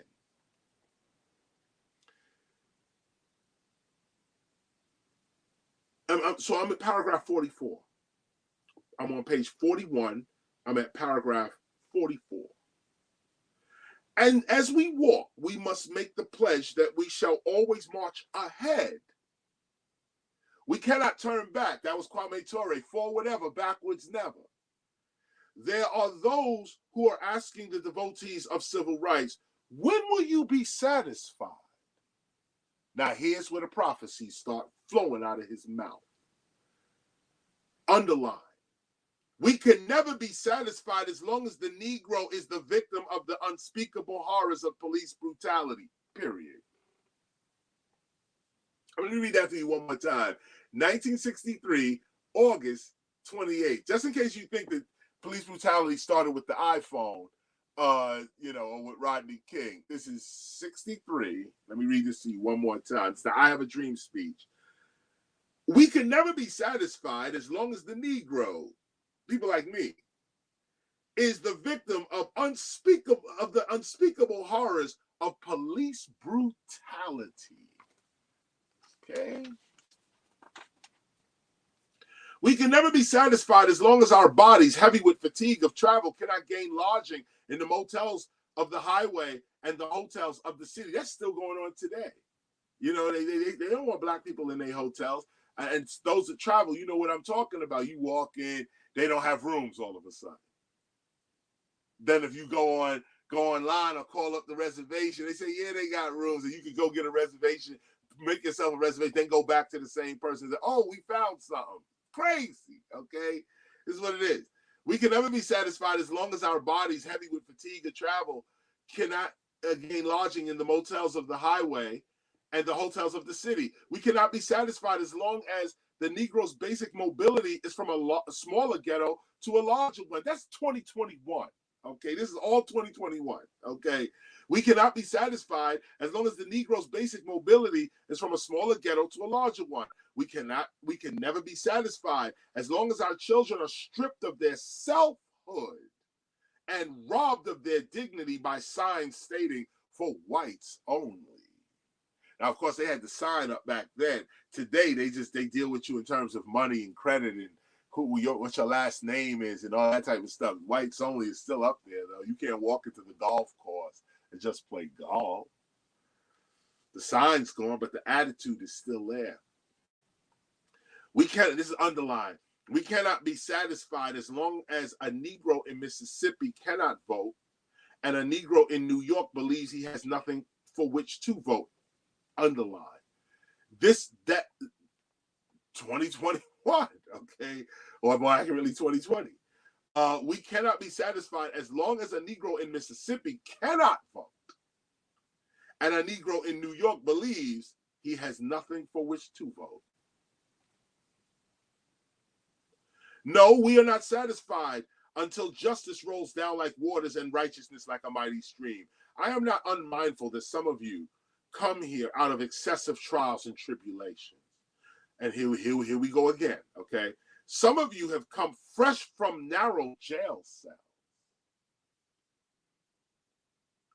Some of you have come from areas where your quest for freedom left you battered by the storms of persecution and staggered by the winds of police brutality. Second time Dr. King's bringing up police brutality in the I Have a Dream speech, because he's speaking to us. This is a certain type of person that he's speaking to. Look at this. He says, some of you have come fresh from narrow jail cells. He's speaking directly, not because he knows all the people out there, some are doctors, lawyers, people living rich, but he said in the speech, he says, No, we are not satisfied until justice rolls down like waters and righteousness like a mighty stream. I am not unmindful that some of you come here out of excessive trials and tribulations. Some of you have come fresh from narrow jail cells. Some of you have come from areas where your quest for freedom left you battered by the storms of persecution and staggered by the winds of police brutality just because you want freedom. You have been the veterans of creative suffering. Continue to work with the faith that unearned suffering is redemptive.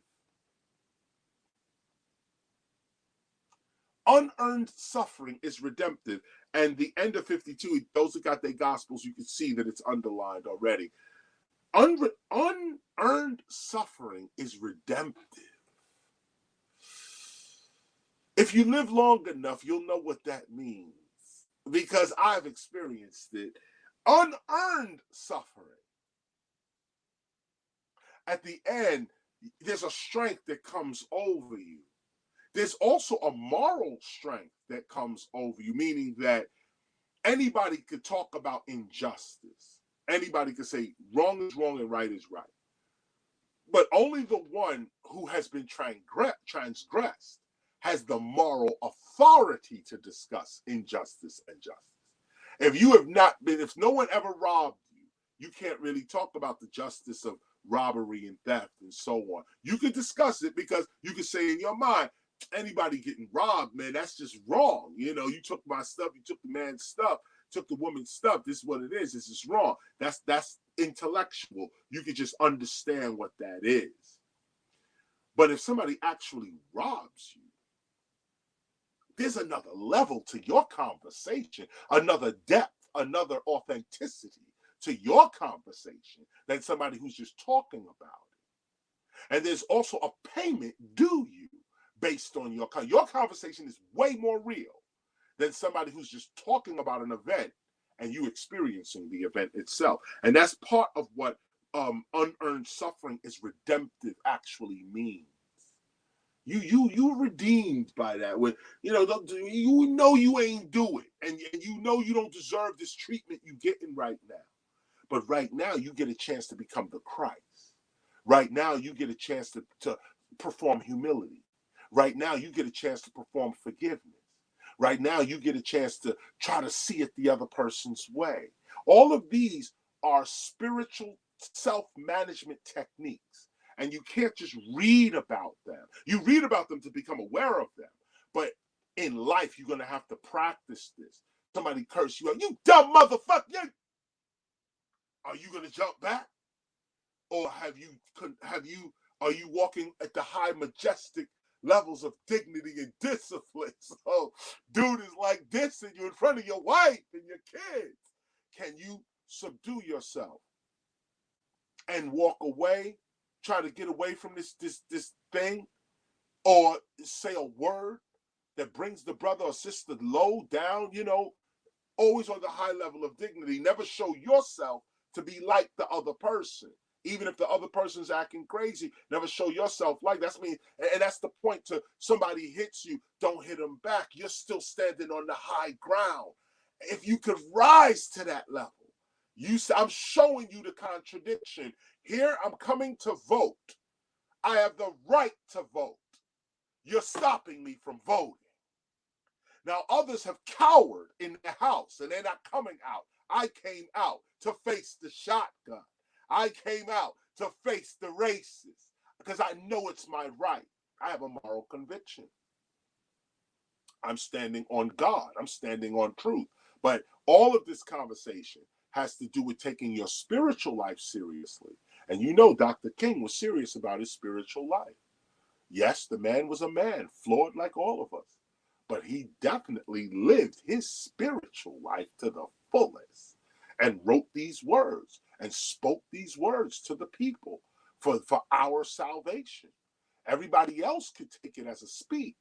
But if you part of the nation that he was talking about, this white black nation that he's talking about, if you really part of that nation, you need to start taking this speech a whole lot more seriously than anything. This is more serious than the Bible.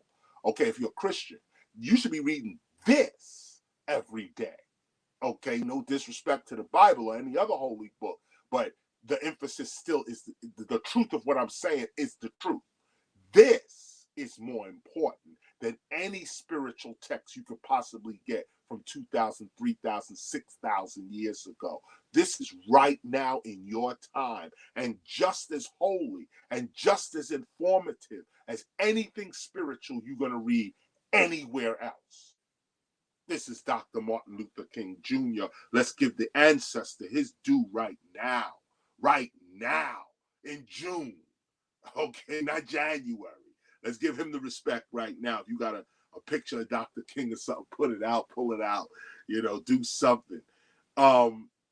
Let's continue. I'm in paragraph 52, page 42. You have been the veterans of creative suffering. And in a way, that's what hip hop is, creative suffering. You have been the veterans of creative suffering. I can't get past that. That's also an album title. Creative suffering. Continue to work with the faith that unearned suffering is redemptive. And now, I move from the speech. The gospel hip hop moves from the speech and the gospel speaking now. At this point, our king was overcome by God's spirit and turned away from his prepared speech and began freestyling from his heart. As author Drew D. Hansen points out in his book, The Dream, Martin Luther King Jr. and the Speech That Inspired a Nation.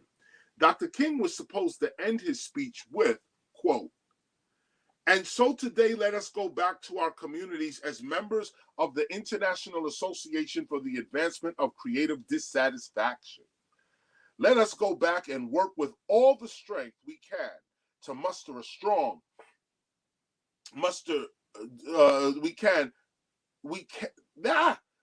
let us go back and work with all the strength we can muster to get strong civil rights legislation in this season of Congress. Let us go down from this place to ascend other peaks of purpose. Let us descend from this mountaintop to climb other hills of hope," end quote. But he did not say this part of his written speech publicly. As Mr. Hansen points out, prophetess gospel singer Mahalia Jackson urged him on, Dr. King on, saying, quote, "Tell us about the dream, Martin," end quote. And the king began speaking from his heart, unscripted and unrehearsed. Quote, "Go back to Mississippi, go back to Alabama, go back to South Carolina, go back to Georgia, go back to Louisiana, go back to the slums and ghettos of northern cities, knowing that somehow this situation can and will be changed," underlined. "Let us not wallow in the valley of despair." The prophetess called out to him again, saying, "Tell him about the dream, Martin." And the king continued, because remember, Dr. Martin Luther King had given the "I Have a Dream" speech to like 3 other churches prior. This was like his spew, and he was giving it for like a couple of weeks before all of this. So he's basically given a speech that a lot of people in the audience already heard, one of which was Mahalia Jackson, a famous gospel singer. So she kept saying to him, "Tell him about the dream." He wasn't even going to say it. He had a prepared speech. He wasn't talking about no dreams. Mahalia Jackson urged him on, and this is what happened. Quote, now he's freestyling again. "So I say to you, my friends, that even though we must face the difficulties of today and tomorrow, I still have a dream. It is a dream deeply rooted in the American dream that one day this nation shall rise up and live out the true meaning of its creed. We hold these truths to be self-evident that all men are created equal," underline. "I have a dream that one day on the red hills of Georgia, sons of former slaves and sons of former slave owners will be able to sit down together at the table of brotherhood," and the underline. That is a prophecy right there. Right there. That's the prophecy fulfilled. Hip hop fulfills it. In fact, Georgia fulfilled it. Let me read this to you one more time. I have a dream that one day on the red hills of Georgia, there's a restaurant out here called Papados. They got all types of red lobster, chilies. You can, every kind of restaurant is here, okay, in Georgia. Every kind of mall, okay, everything on the red hills of Georgia. Sons of former slaves who are all over this place right now, and sons of former slave owners who are all over Georgia right now will be able to sit down together at Papados, at Red Lobster, at Chili's, at Applebee's, at Carrabba's, and any other place. There's mad Mexican out here, okay?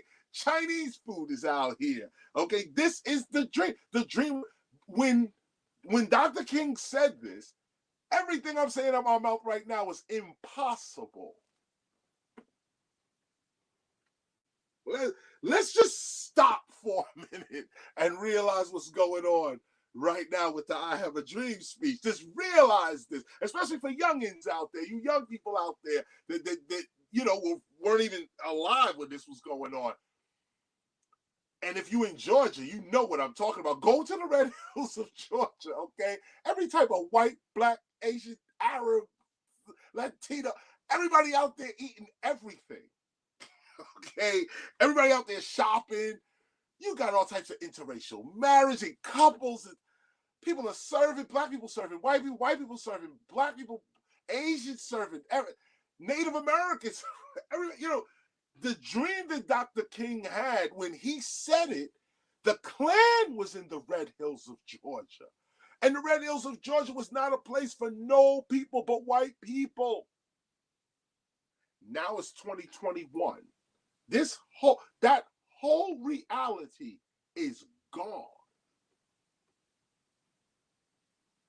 And you still have the racists there. The racists are still there in Georgia, still in the Red Hills of Georgia. They still there. But Dr. King's prophecy supersedes them. Crazy. There's black police officers in the Red Hills of Georgia. That alone. Okay, that alone. So realize the prophecy.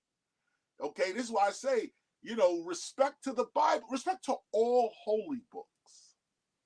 But you ain't gonna get no better than this right here. This prophecy pertains to you. This don't pertain to a foreign people 2,000 years ago in a foreign land.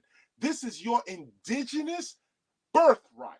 This is your spiritual heritage right in front of you for those that can see it. And that's why it's in the gospel of hip hop, because we talk about the I Have a Dream speech, but very few people have it written out, laid out with commentary where you can understand this is yours. This is yours. This belongs to you.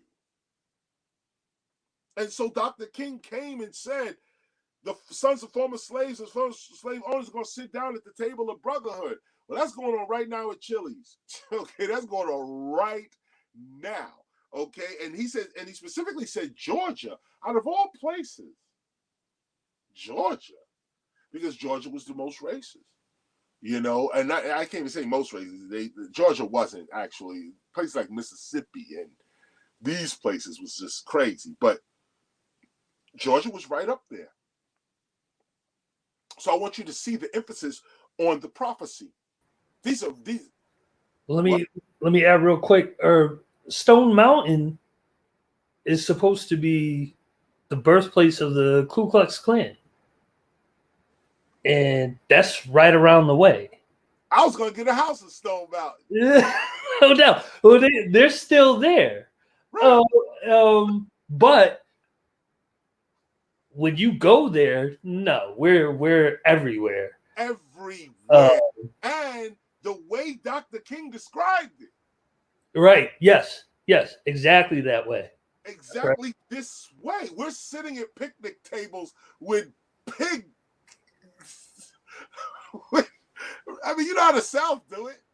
You know what I'm saying? Like, whole families are realizing this vision. Oh, yes. Right here in Georgia. Oh, yes. Yep. And happy too. It's very weird because like you could see it, and especially those with the very deep accents. Um, and but no, or we have no choice, or the Walmart is the Walmart where the Walmart is. That's a table of brotherhood. Right, straight up. Walmart is the table of brotherhood. Yes, indeed. Yes, indeed. Thank you for that. No, and just another quick fact. You can get into it maybe a little bit later, but on this day, June 13th, Dr. Martin Luther King Jr. had a meeting with DJ Dutch. Oh, Well, he was vice president. Ronald Reagan. Yeah. No. Oh no, I'm bugging. Then I'm bugging. Thank you for saying that. No, Nixon. Nixon. I always get them confused. It's the hair. Ronald Reagan. Right. Ronald Reagan is DJ Dutch. But either way, no. Or he met. It was a huge thing.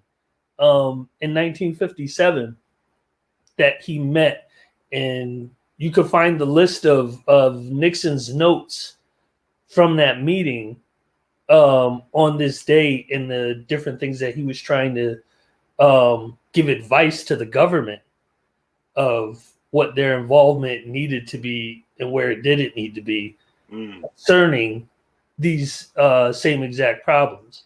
So there is a connection to this day, and Brother Mott.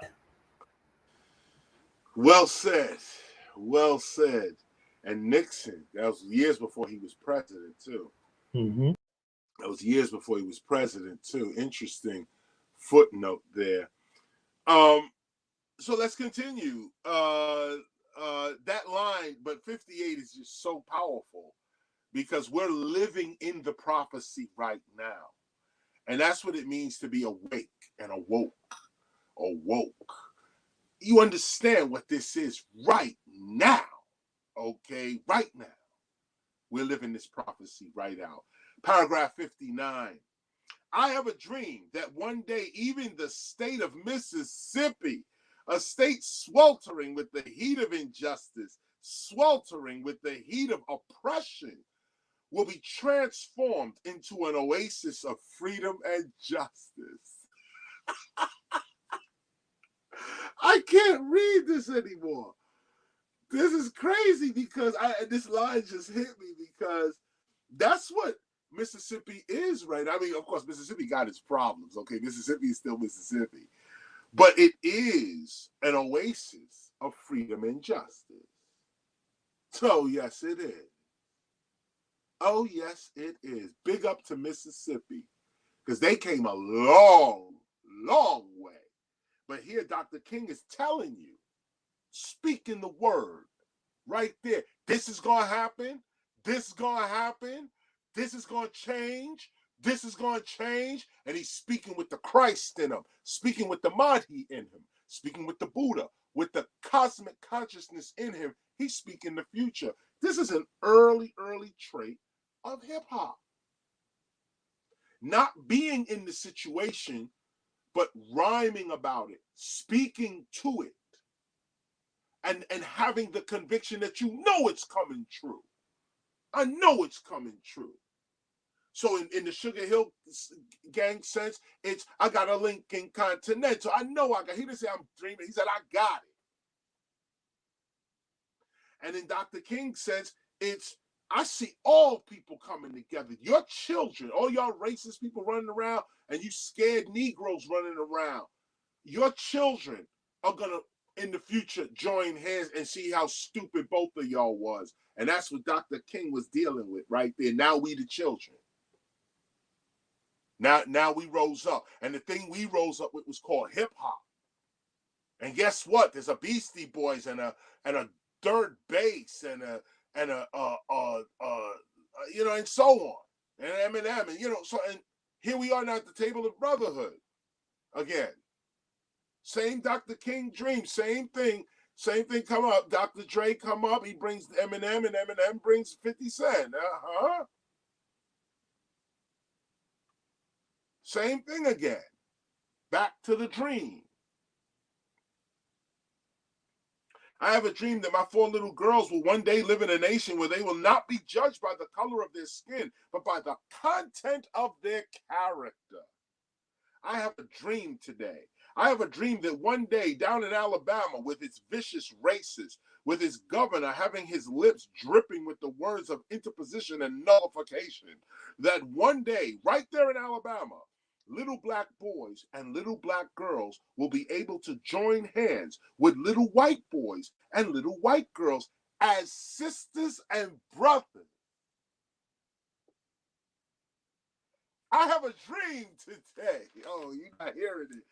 I have a dream that every valley shall be exalted, every hill and mountain shall be made low, the rough places shall be made plain, and the crooked places shall be made straight, and the glory of the Lord shall be revealed to all flesh. It will be revealed, and all flesh shall see it together. The glory of the Lord will be revealed, and all flesh shall see it together. This is, underline, our hope. You hear him? This is our hope. Underline, this is our faith. They didn't know. This is what real faith is. You're speaking this into existence. You really don't know if you're going to get it, but you know you're going to get it. You don't know when it's going to come, but you know it's coming. This is that faith. And this is that faith that comes not from a book. You know, the racist got to be on your back with a rope, you know, like coming right at you. And you got to be like, no, wait a minute. My God is real right now. And I know how. And things start happening if you really on that.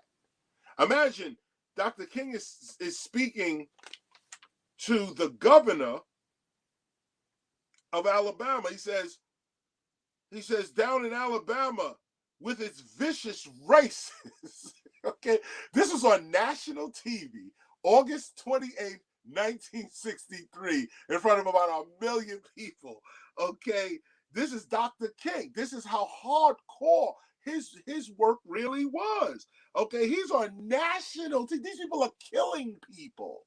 Okay, he's like there in Alabama with his vicious racist, with his governor pointing him out, having his lips dripping with the words of interposition and nullification. Called him out, called the governor of Alabama out. That one day right there in Alabama, and here's where he cursed them, right here. Right there in Alabama, little black boys and little black girls will be able to join hands with little white boys and little black girls as sisters and brothers. That's interracial marriage and the child that is born from that.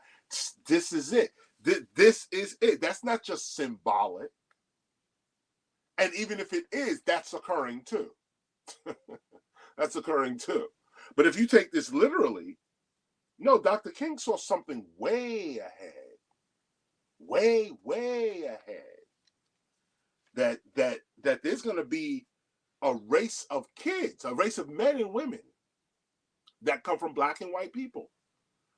And that there's going to be, they're here. They've already been here, been to America since America started.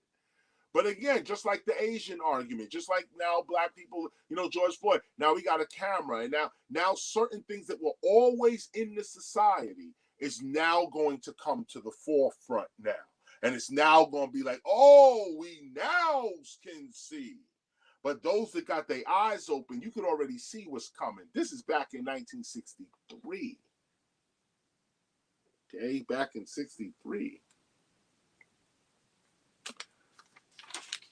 Turning the page. So on paragraph 63, this is our hope, underline. This is the faith. This is the faith that I go back to the South with this faith, underline. We will be able to hew out of the mountain of despair a stone of hope.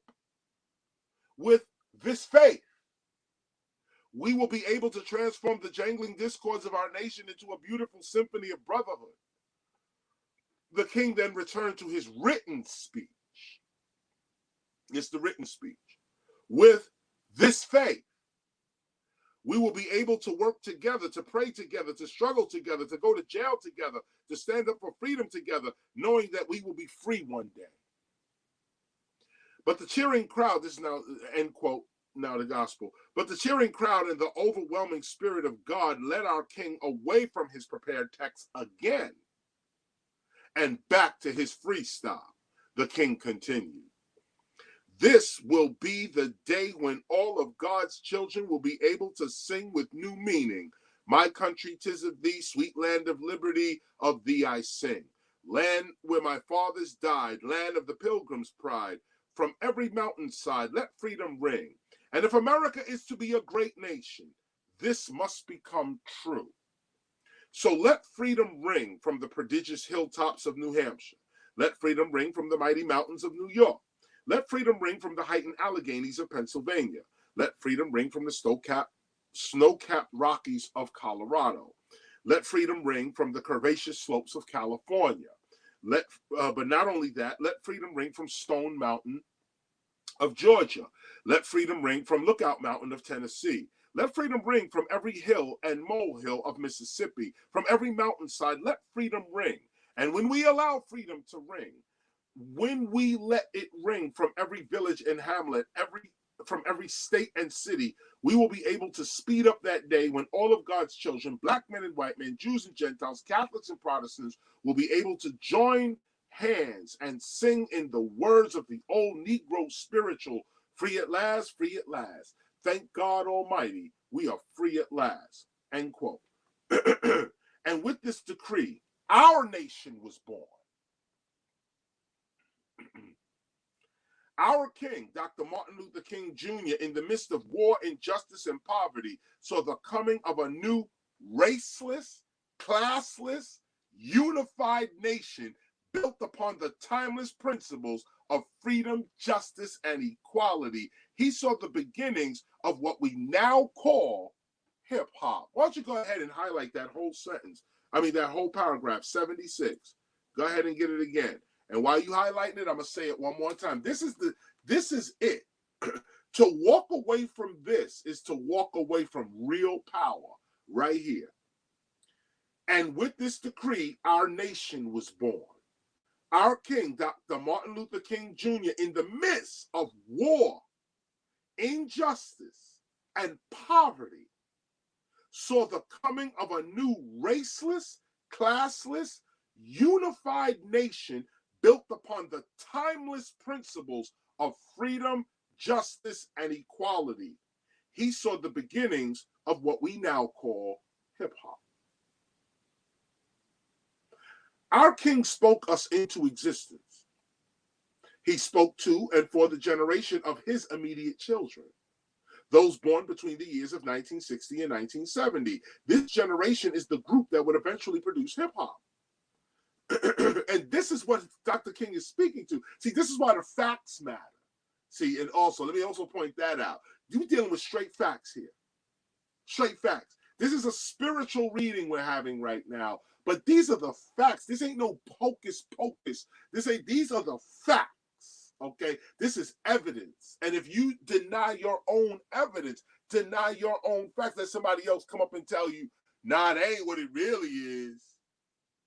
You denying your own birthright while they holding on to theirs, making you believe in the divinity of their birthright.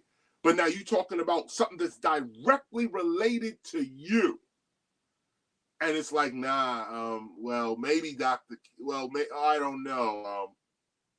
Other people standing on their prophets, standing on they teachers, standing on the sages and their ancestors.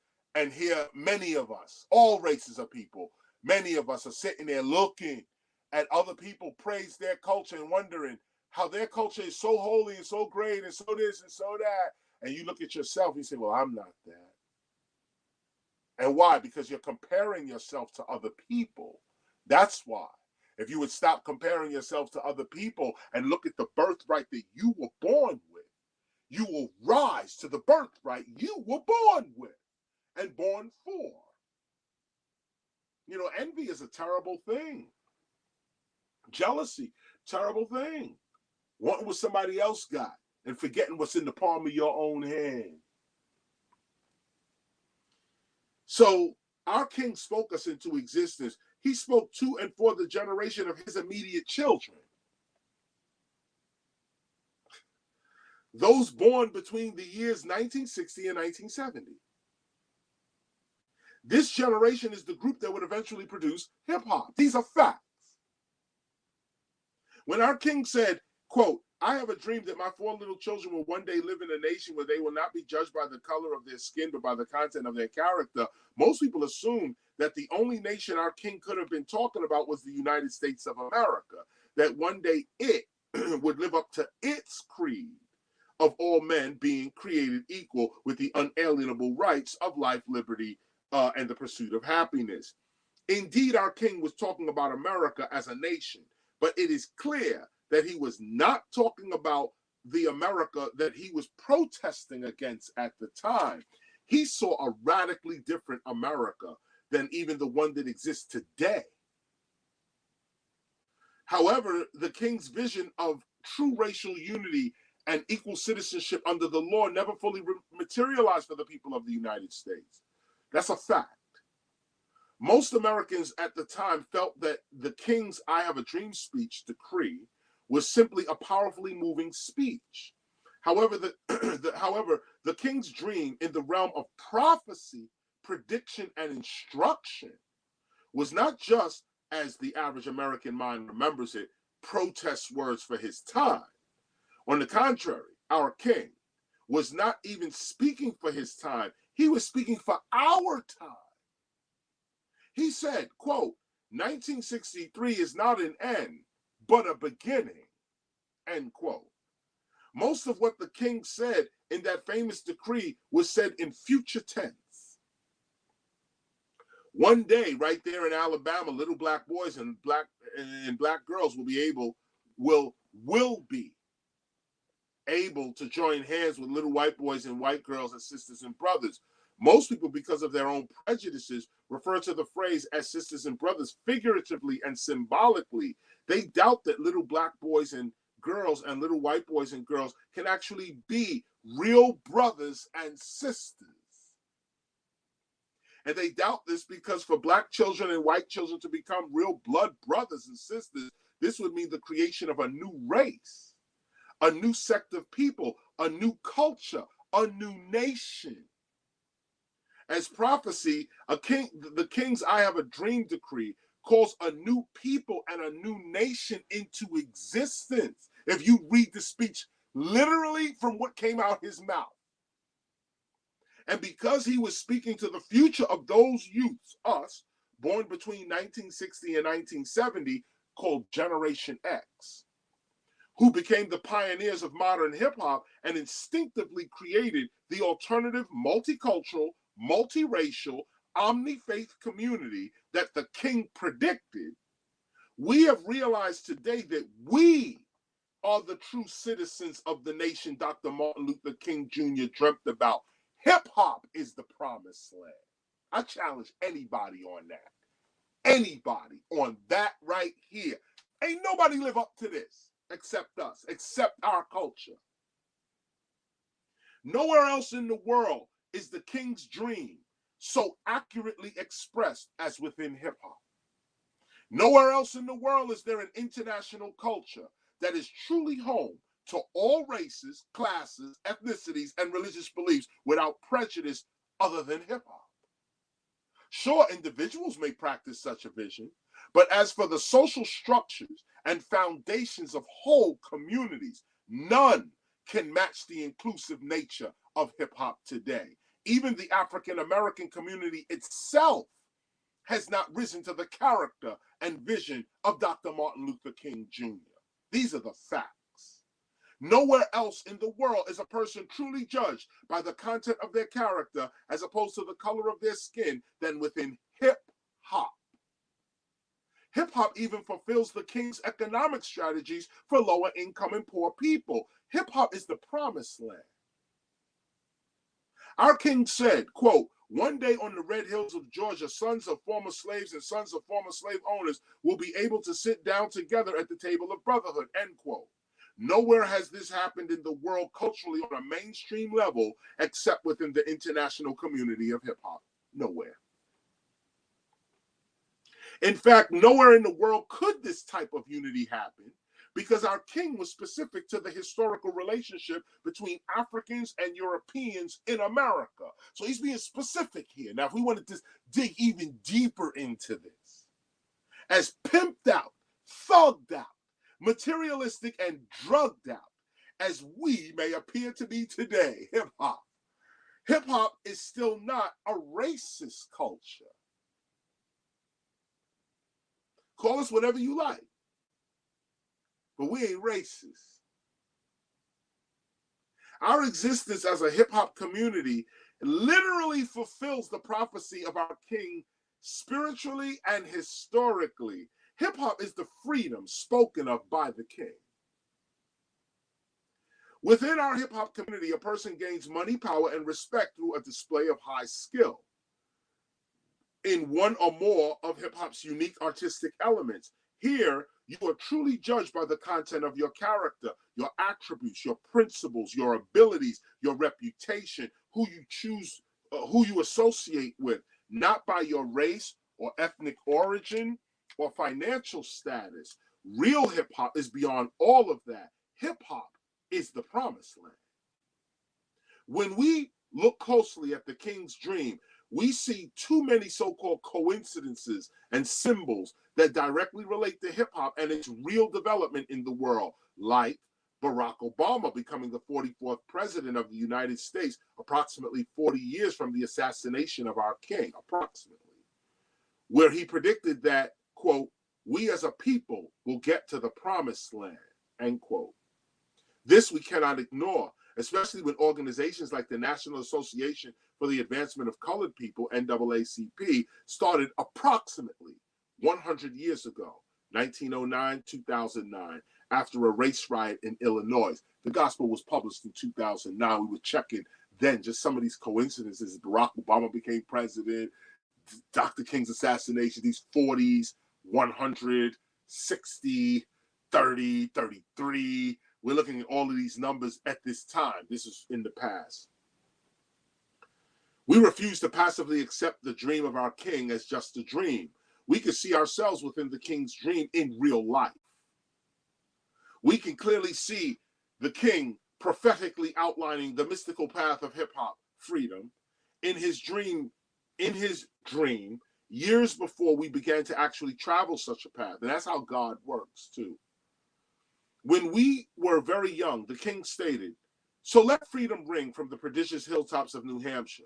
Let freedom ring from the mighty mountains of New York. Let freedom ring from the heightened Alleghenies of Pennsylvania. Let freedom ring from the snow-capped Rockies of Colorado. Let freedom ring from the curvaceous slopes of California. But not only that, let freedom ring from Stone Mountain, Georgia. Let freedom ring from Lookout Mountain of Tennessee. Let freedom ring from every hill and molehill of Mississippi. From every mountainside, let freedom ring. End quote. Here we can see how the king has laid out the symbolic path that hip-hop was to follow years later. First, we have New Hampshire, which is located in the state of Vermont, which is above New York State geographically. If you look at any map of the United States, you will see Vermont in the upper northeastern corner of the country.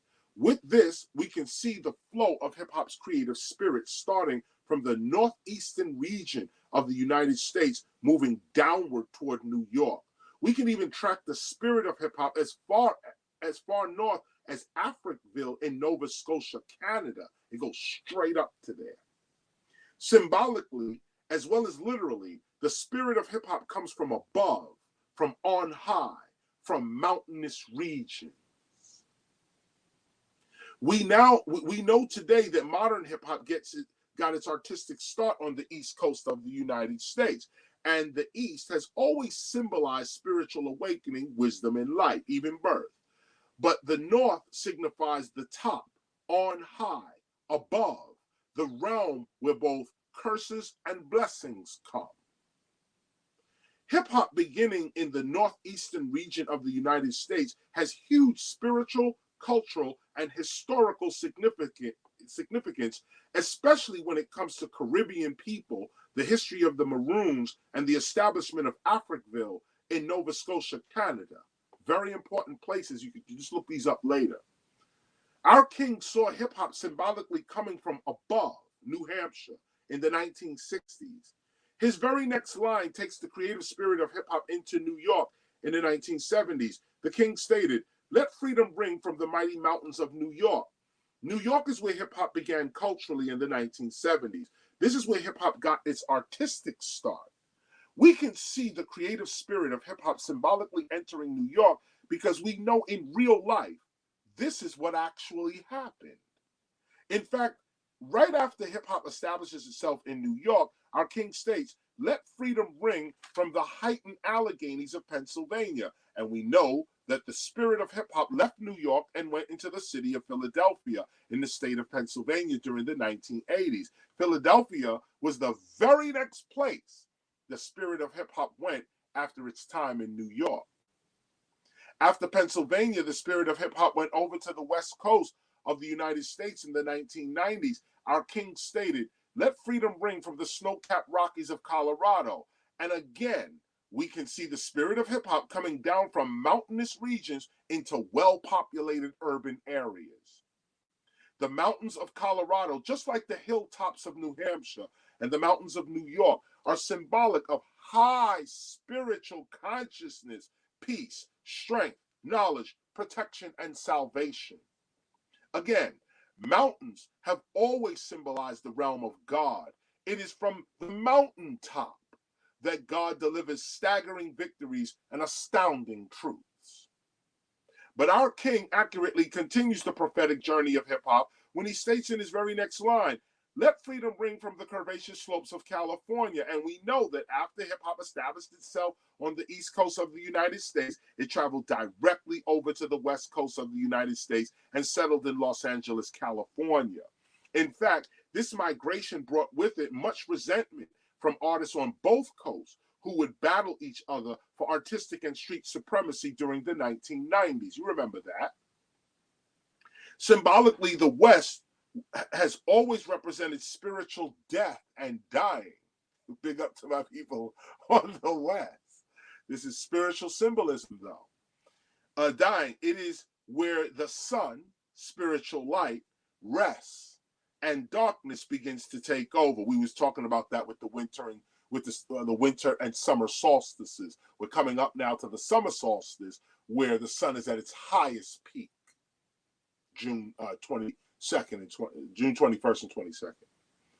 It is not the people of the West that symbolize death and dying. It is the symbolism of the sun setting in the West and darkness following that gives the West this ancient symbolism. But as we know in real life, this is what actually happened. In hip-hop's early days on the East Coast, hip-hop produced both gangsters as well as revolutionaries. But the mainstream emphasis was placed upon its revolutionaries and overcoming the injustices of the United States. Hip-hop was conscious of itself in the 1980s on the East Coast of the United States. However, when hip-hop entered the West in the 1990s, its priorities and public image began to change. Hip-hop went from being socially conscious to being about everything the world offered materially. Even artists from the East Coast joined in on the seeming success of West Coast hip-hop. And remember, hip-hop on the West Coast of the United States produced some of the greatest hip-hop revolutionaries of that time. But the mainstream emphasis of that time was placed upon hip-hop's West Coast gangsters, not hip-hop's East or West Coast revolutionaries. But our king saw even further when he stated in his very next line, quote, "But not only that, let freedom ring from Stone Mountain of Georgia," end quote. And we know that when hip-hop left California in the 2000s, it went to the south of the United States. In fact, as our king predicted, hip-hop went into Georgia, into Atlanta, Georgia, where the king was born. And we can see here the reference to the mountain again. Our king stated, "Let freedom ring from Lookout Mountain of Tennessee," which again is just above Atlanta geographically, symbolizing the need for hip-hop's people during this time to raise their consciousness from criminal-minded to spiritual-minded. And then our king states, quote, let freedom ring from every hill and molehill of Mississippi, end quote. And we know that right now in our time, the spirit of hip hop is flourishing in southern regions of the United States. That was in 2009.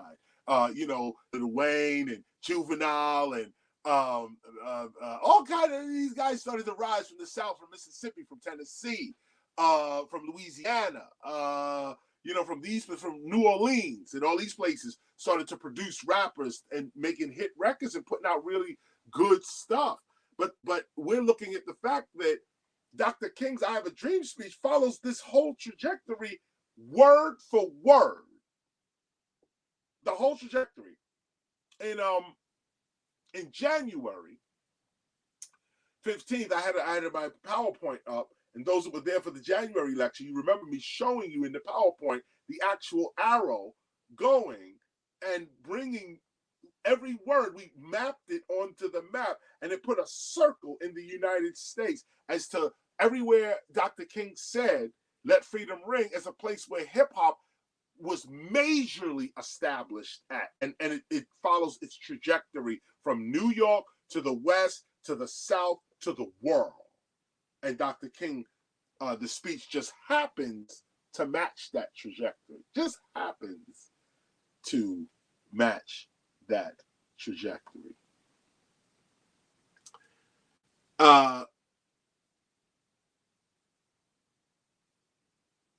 I'm down here on I'm gonna read 113 again.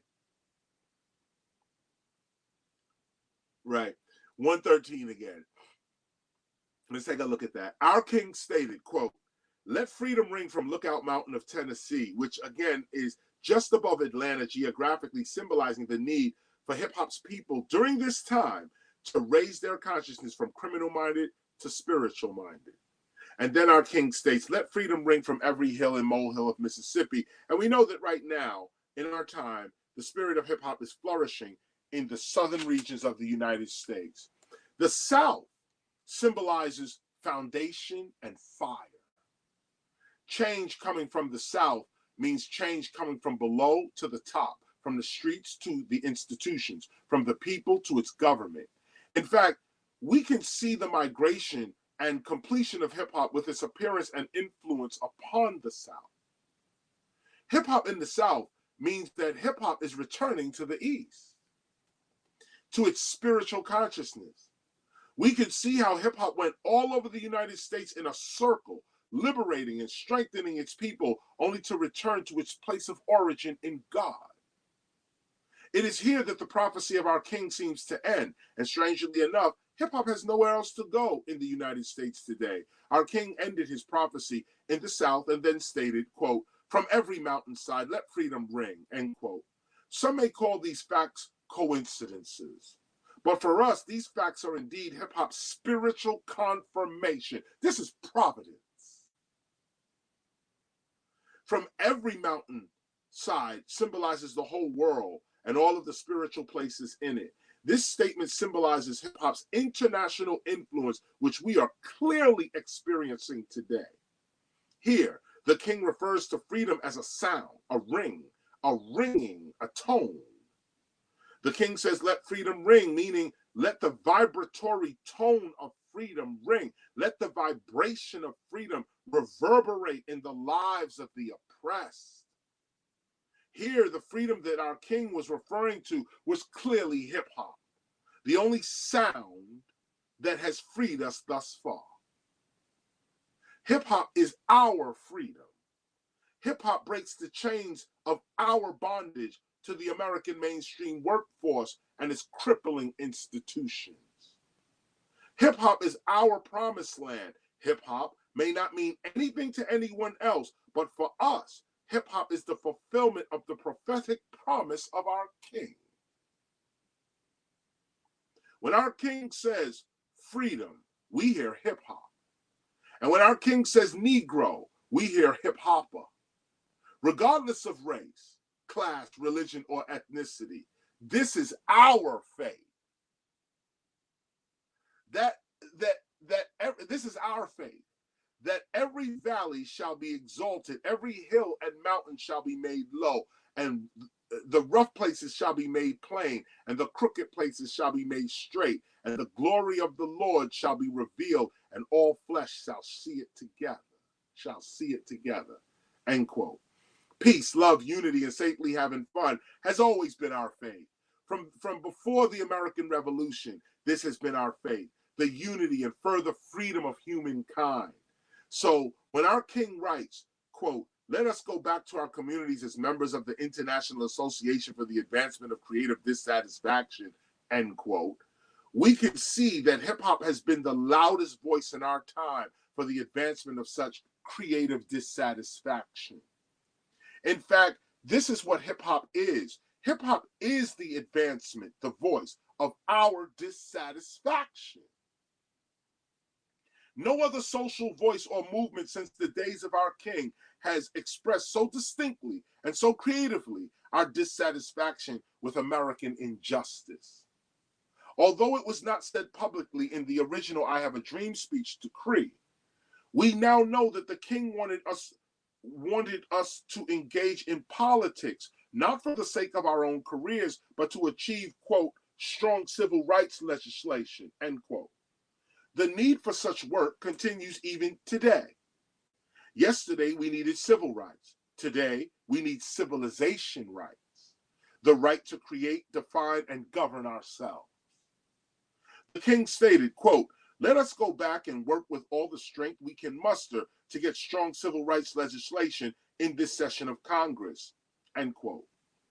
This is a call to be proactive in politics toward nation building.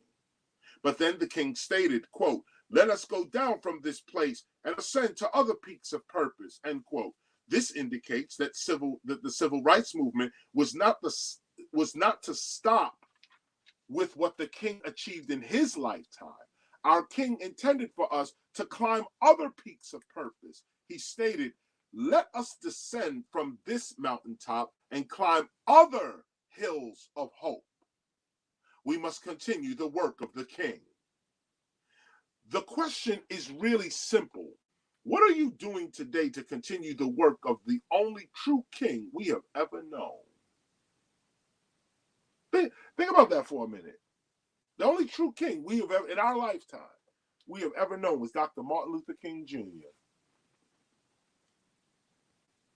What are you doing to continue the king's work? And this is the challenge right here. It is not that we are without leadership. It is more the fact that we don't respect the leadership we have. And as a result, we delay our own salvation and freedom as a people. This is the problem right here. Everyone claims to respect Dr. Martin Luther King Jr., but really that's because he's dead. Many respect the king's death, but not his life. Subconsciously, they respect the assassin's death work over the king's life work. It's time to ask yourself, am I a citizen of the nation Dr. Martin Luther King Jr. spoke of in his I Have a Dream decree? Everyone is not a citizen of the king's dream. When our king walked the earth, he had very little support from the very people he was trying to help. In fact, many ridiculed him and even betrayed the king's strategies toward freedom, justice, and equality. Everyone did not agree with our king when he walked the earth. Everyone did not love our king, protect our king, and serve our king when he walked the earth. Let's keep that real too. Everyone did not enter the king's dream nation, and as a result, many delayed their own salvation and freedom. This is why we are where we are today, socially, politically, economically, and spiritually. It seems that we keep ignoring the truth and disregarding the warnings of our own prophets. We are doing the same things today that our parents did yesterday. We are killing prophets and ignoring truth. For everyone who claims to love freedom and justice and nonviolent conflict resolution, the question is really simple. What are you doing today, right now, to bring such conditions into material reality? This is the work of the king. The question is, how often do you remain silent in the face of injustice? How often do you ignore the cries of the poor, the abused, the sick, and the homeless? Are you one of those people who hide behind the statement, I'm just doing my job, even though your job contributes to the suffering of others? Our king spoke to all of this, and the citizens of the nation that he saw are those people courageous enough to continue his work toward freedom, justice, and equality for all today. Our king saw a raceless, classless, spiritual community that would hasten the day of peace and human unity. Are you a citizen of the king's community? I am. And this is what the gospel of hip hop is all about. It has been only 40 years since the king's assassination, and already many have forgotten him. In my time, many within the hip hop community say of themselves, quote, I ain't no role model, end quote. And in many ways, I truly understand where they're coming from. However, it is also clear that they simply are not interested in influencing others positively. You're not interested in that. However, I am a role model. I model the role of the king. Actually, everyone is a role model, really. Everyone is modeling a role that is influencing someone else in some way. Everyone plays a role in the public. The question is, what role do you play? Do you play the role of a murderer, a thief, or a ruthless drug dealer? Or do you play the role of a prophet, or a minister, or a loving parent? What role do you willingly and voluntarily play? Most people equate the term role model with presenting a good public image, someone others can look up to, and this is why many choose to say, I ain't no role model. But every physical thing in nature is modeling a role that can affect the development of others. Everyone is a role model. The question again is, what role are you modeling? I am modeling the intentions of the king. I model the role he played as a leader and as a freedom fighter. Some are clothes models, others are hair models, car models, dance and acting models, but I model, show off, display, present the role and intentions of Dr. Martin Luther King Jr. and all fighters for freedom. My role is to model these intentions. Now, I want to stop here and just point this out to you. You don't have to highlight this. This is not a highlight, but it's an affirmation. I say this to myself, and this is why it is written like this. You could say this to yourself. Let me read it one more time and read it. I'm reading it as if you're saying it to yourself. This is an affirmation and a powerful one. I am modeling the intentions of the king. And keep in mind that Dr. Martin Luther King, yes, that's the theme we're dealing with here. But when we say the king, we're talking about a character that Dr. King is exemplifying. But pick your king. Who is your king? Because people don't like that word, especially America. America's a king killers, okay? They don't want kings. That's why we have presidents, okay? They don't want no king. And the minute somebody, oh, he thinks he's a king, they don't want a monarchy. And that's what we was originally ruled by, just kings, just queens, people who knew what justice was, knew what freedom was, knew what mercy was, wise individuals who knew how to govern communities, and the community trusted them with that kind of judgment, and they never failed the community. That's the king. The king is a servant to the community, an intellectual servant, a physical servant, something. Whatever the community is in need of, that person that jumps ahead and says, I'm going to satisfy the need of my community. That's a king. That's a queen. The king, queen don't sit on no throne. That's an idiot sitting on a throne with some scepter. That's a fantasy. That's not real. What's real is a real king is the servant of his or her community, and women were kings. The queen, Sun-One, you have a etymology, maybe one day, you have to get into it now, but you have an etymology on the word queen, which was fascinating. The original spelling of queen equated her with a whore. And then it was changed to Q-U-E-E-N. I think it was Q-U-E-A-N was the whore, which was the original pronunciation, queen. And then it was changed. to Queen, which now some dignity, and oh, this is the wife of the king. But when you look at it etymologically, it's like, no, the wife of a king was a hoe. He was just grabbing whatever girl he could find. Okay, then the wife of the king is the hoe. But they switched it. The wife of the king was the queen, and the queen was called a whore. And now they changed it, and the queen was given dignity, and now it's a queen. Women, you need to check this real quick on that. You know, we understand what queen is, and I check my daughter, my mother, and my wife as queen and so on. But we understand, we use the word kandake. That's clear. Okay, queen, mother. That's clear. That queen part too is still English. It's like the real pronunciation is godmother or divine mother. That's what it really is. Kandake, divine mother. But the divine mother was the ruler, so the divine mother is queen mother in an English language situation, in a European language situation. We got to speak like this. So, you know, we got to use these words. But women are kings. The king is a character. And you'll notice all through Africa, from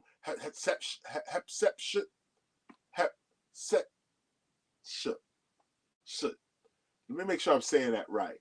Queen Hatshepsut. I'm not saying it right. But from her forward, and even before her, there were women who were kings, sat on the throne and ruled their people, and their people loved the rulership. Not these tyrants that don't nothing. No, real queens, real kandake, real kings, real princes that love their people, and the people love them, even to the point of an invader is coming. I need to drum up 10,000 of you right now, and it's 10,000 diehards that are like, we will die today for this king right here. We don't even know what that's like. We're such slaves today, and just run into the supermarket to eat and live, and don't even know what it's like to serve a king. And the king serves you, and the community serves your children. You know, that's what we got to get back to. But again, these are the lessons that have to be taught. You got to be brought to a character where we choose a king from among us and hold that person up and defend that person as king, male, female, whatever, and stand on that. That's how you get power in the world. That's how power is created. And we as a community got to really begin to take a look at that. We're at the beginning of the gospel, so I'm not going to hammer your head too much with it. But this is the power, and that's the point to the promised land, to point out your spiritual power, your real cultural birthright, and based on evidence and real history. Dr. King is a father of hip hop. Dr. King is, like Malcolm X and Muhammad Ali. These were the first hip hoppers. They didn't call it hip hop, but everything they did is what we are doing now. And they were our real biological fathers. They are the group that birthed our generation that would birth hip hop. So we can't deny all this and keep pushing it to the side and saying, nah, and picking up somebody else's book and saying, yeah. You're going to destroy your legacy, destroy your heritage. So let me continue with these last few pieces. This is an affirmation. You say this to yourself. Paragraph 138, I'm on page 56. I am modeling the intentions of the king. I model the role he played as a leader and as a freedom fighter. Some are clothes models. Others are hair models, car models, dance and acting models. But I model, show off, display, present the role and intentions of Dr. Martin Luther King Jr. and all fighters for freedom. My role is to model these intentions. That's an affirmation. That's an affirmation. To rise to a character of a great man. Continuing. My role is to continue the work of the king, which is happening right now. The king's work may be going on in other fields of human life, but when it comes to hip hop, the king's work continues here. Hip-hop shall forever honor its kings by courageously continuing their struggles for freedom and human dignity. This is why the gospel of hip-hop exists. Not to, and this 140. I'm going to ask you to read that again because I believe you left out my role is to model these intentions. I think I said that, but I do not mind reading it again. Okay, you may have. I thought it stopped with Fighters for Freedom, but I'll take any excuse to read the gospel. yes, indeed. I know that's right. So here you go again. Here you go again. Here's the affirmation again. I am modeling the intentions of the king. I model the role he played as a leader and as a freedom fighter. I feel good even saying that. Some are clothes models, others are hair models, car models, dance and acting models. But I model, show off, display, present the role and intentions of Dr. Martin Luther King Jr. and all fighters of freedom. My role is to model these intentions.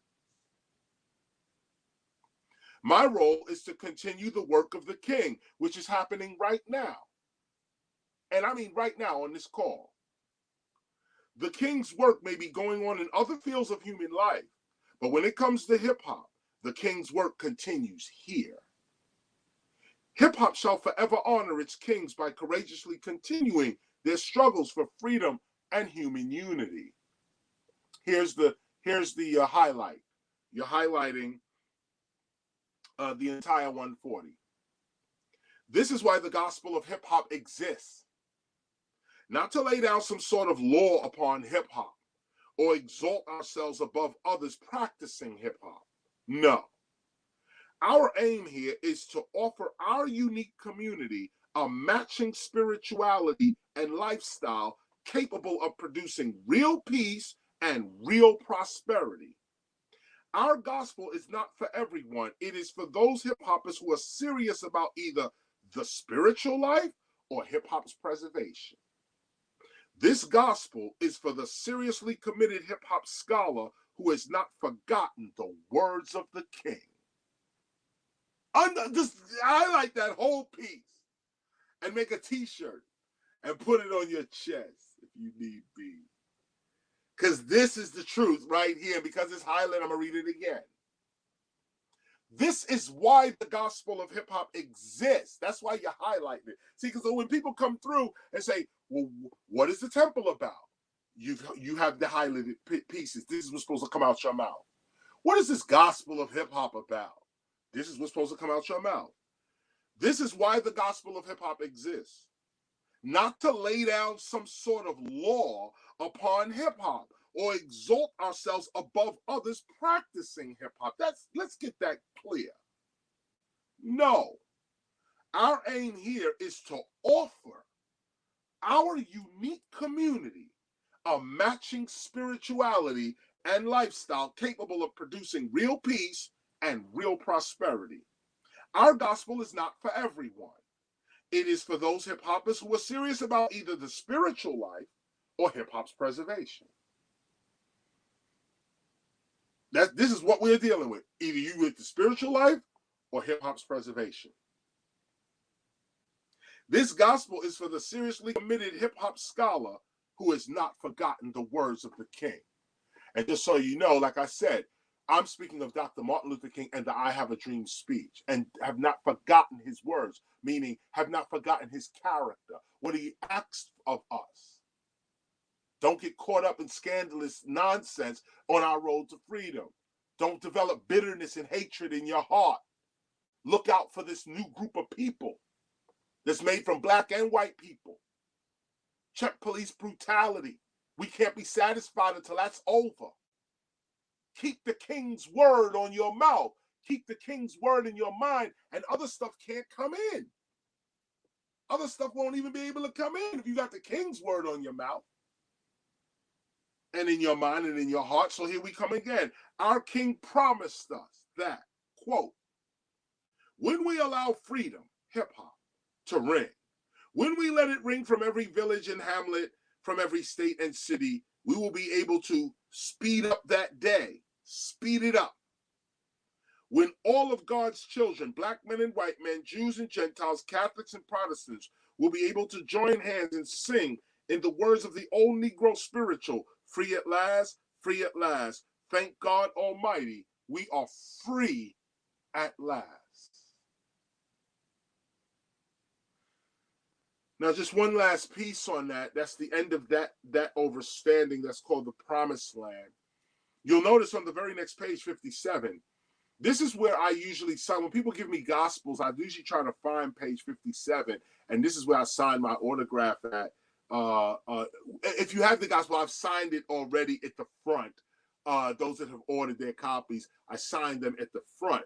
But when I meet you, I usually sign them in the at page 57. But page 57 is a note. There's a few of these pages within the Gospel of Hip Hop that are pages. Obviously, this was an error, but there are no errors, especially in a document like this. So you'll notice that at the top, these are rose petals and rose and barley or wheat, coming from rose hips, barley hops, or hops, the plant, the hops plant. So it's hips, hops. So we got roses and wheat, or roses and barley, or roses and hops, like that. And that's what's up top here. A combination of rose and hips and hops, which is what's at the top. But that was supposed to be at the bottom of this page. And in printing, this went to the top and offered a fresh page, which is now a blank page. This is where you're supposed to do your art. This is where you're supposed to leave notes. This is where this is that blank page. I'm saying it also because this is where your affirmation could go down. This is where you write in your sacred gospel, in your text. And those that put that up on the screen so you can just see that real quick. You see, like that, okay? This here, this is the blank page, okay? You see, I got my highlight right here, and this is the blank page right here, righteousness. So you put your affirmation in there. It's a powerful affirmation. Where do you want to be in a month? Where do you give it 30 days? Give it 30, 90, 60. Do it in those terms. 30 days, 60 days, 90 days, 120 days. Give yourself time to earn a realistic goal. Put it in the gospel. Write it down. I am and what? Even down to I am courageous. I am beautiful. I am smart. Whatever it is that you want to add to yourself. I am rich. If you want to put that in the gospel, put it in.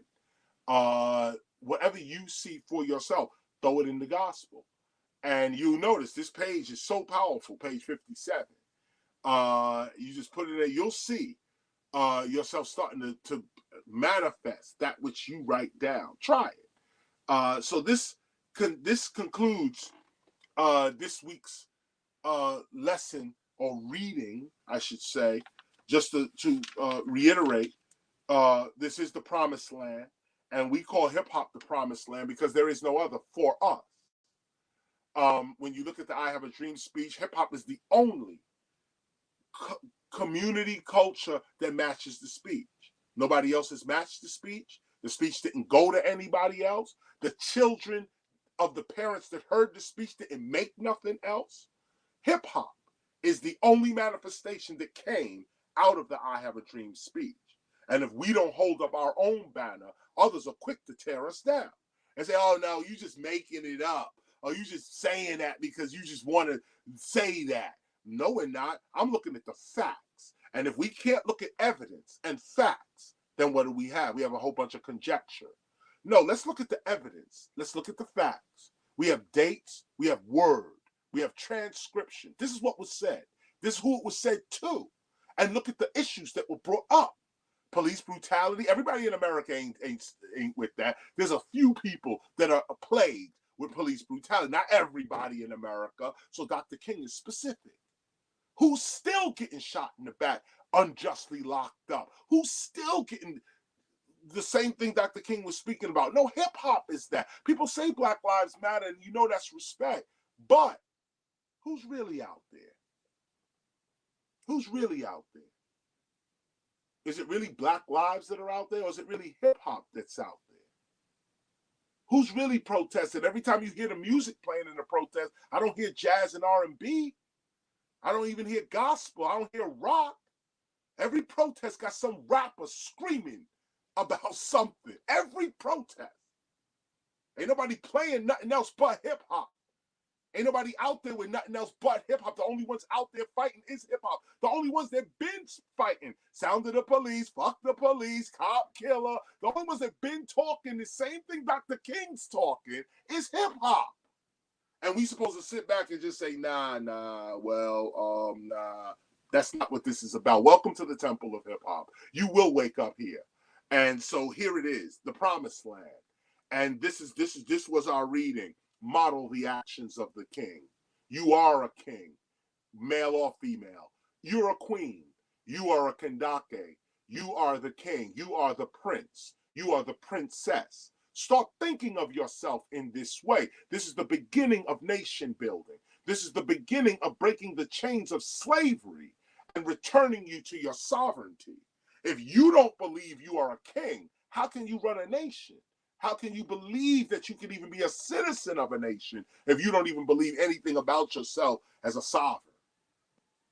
So let's just be clear with it real quick. Don't play games with this. If you don't believe you're a king, say that. You know what I'm saying? But it's going to be tough for you to be within the kingdom of hip-hop or the queendom of hip-hop or whatever it is, okay? It's going to be difficult to be in hip-hopia because everybody in hip-hopia knows I could be king. And I don't know jealousy. It's that we are all kings. We all approach each other as divinity and as royalty.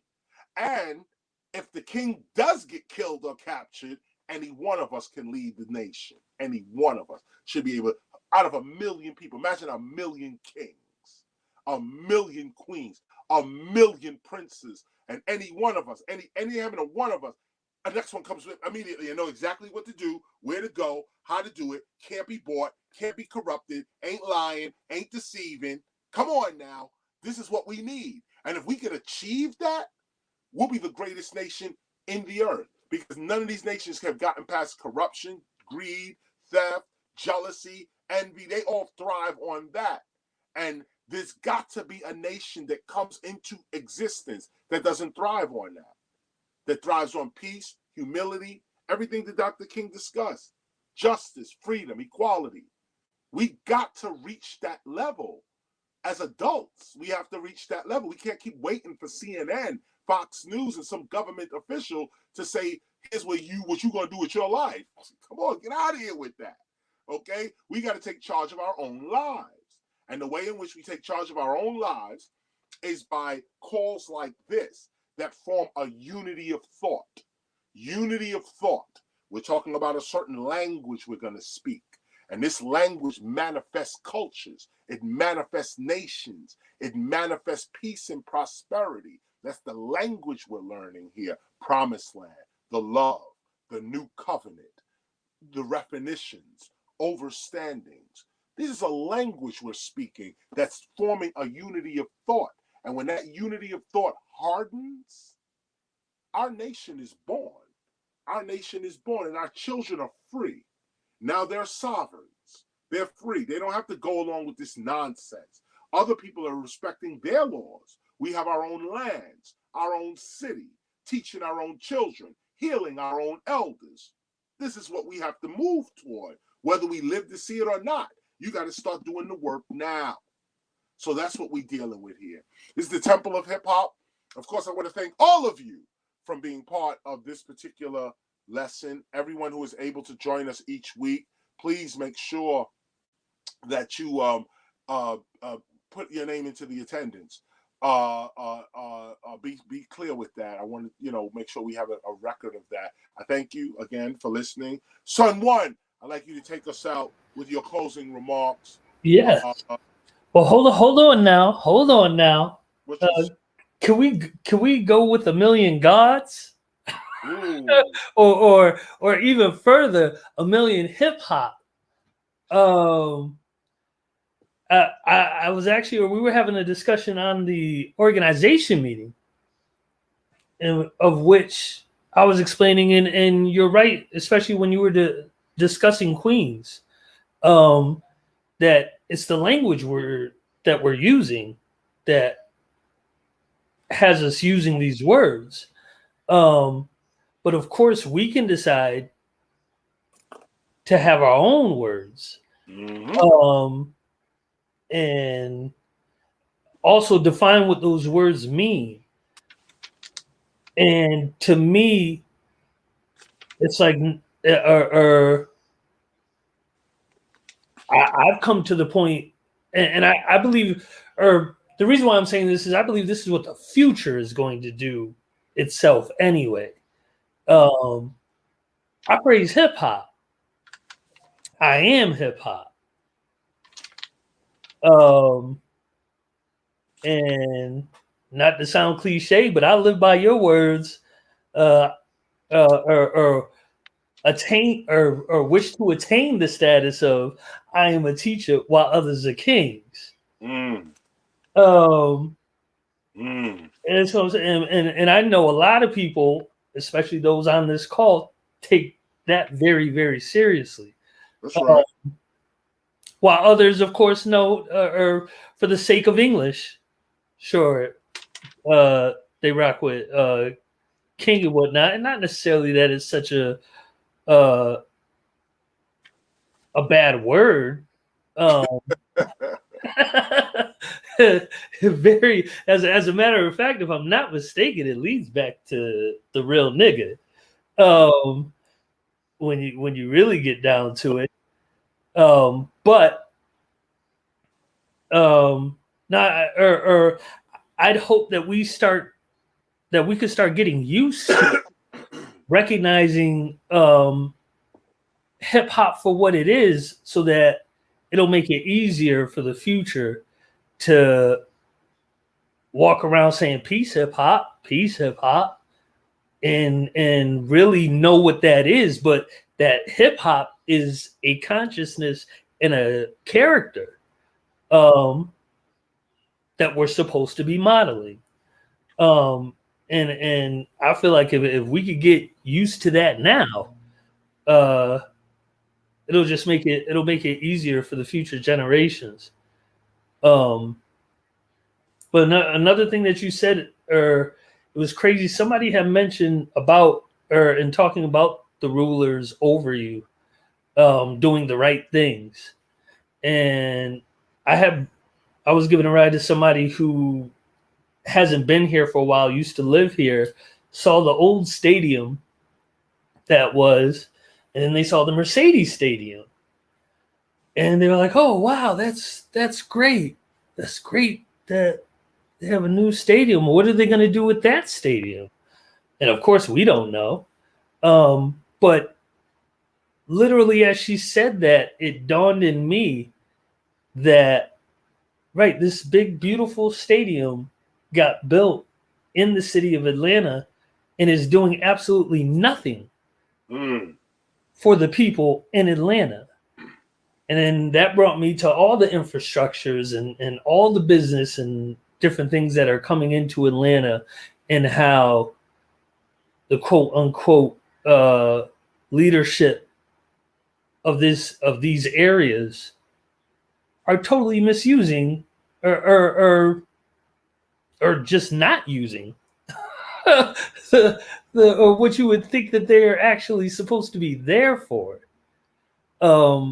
So for you to bring up the fact that we actually did have those impositions in certain lifetimes that actually did do right and was just and made the right decisions for the people, which then in turn made the people want to do the right thing for those who they put as leadership. That is clearly what we need to get back to. But okay, last point, land. Just in case anybody looks and says, well, wait a minute, land can't be a people. Wrong. According to Oxford dictionaries online, land with the with something before it, it's putting it as a prefix. But land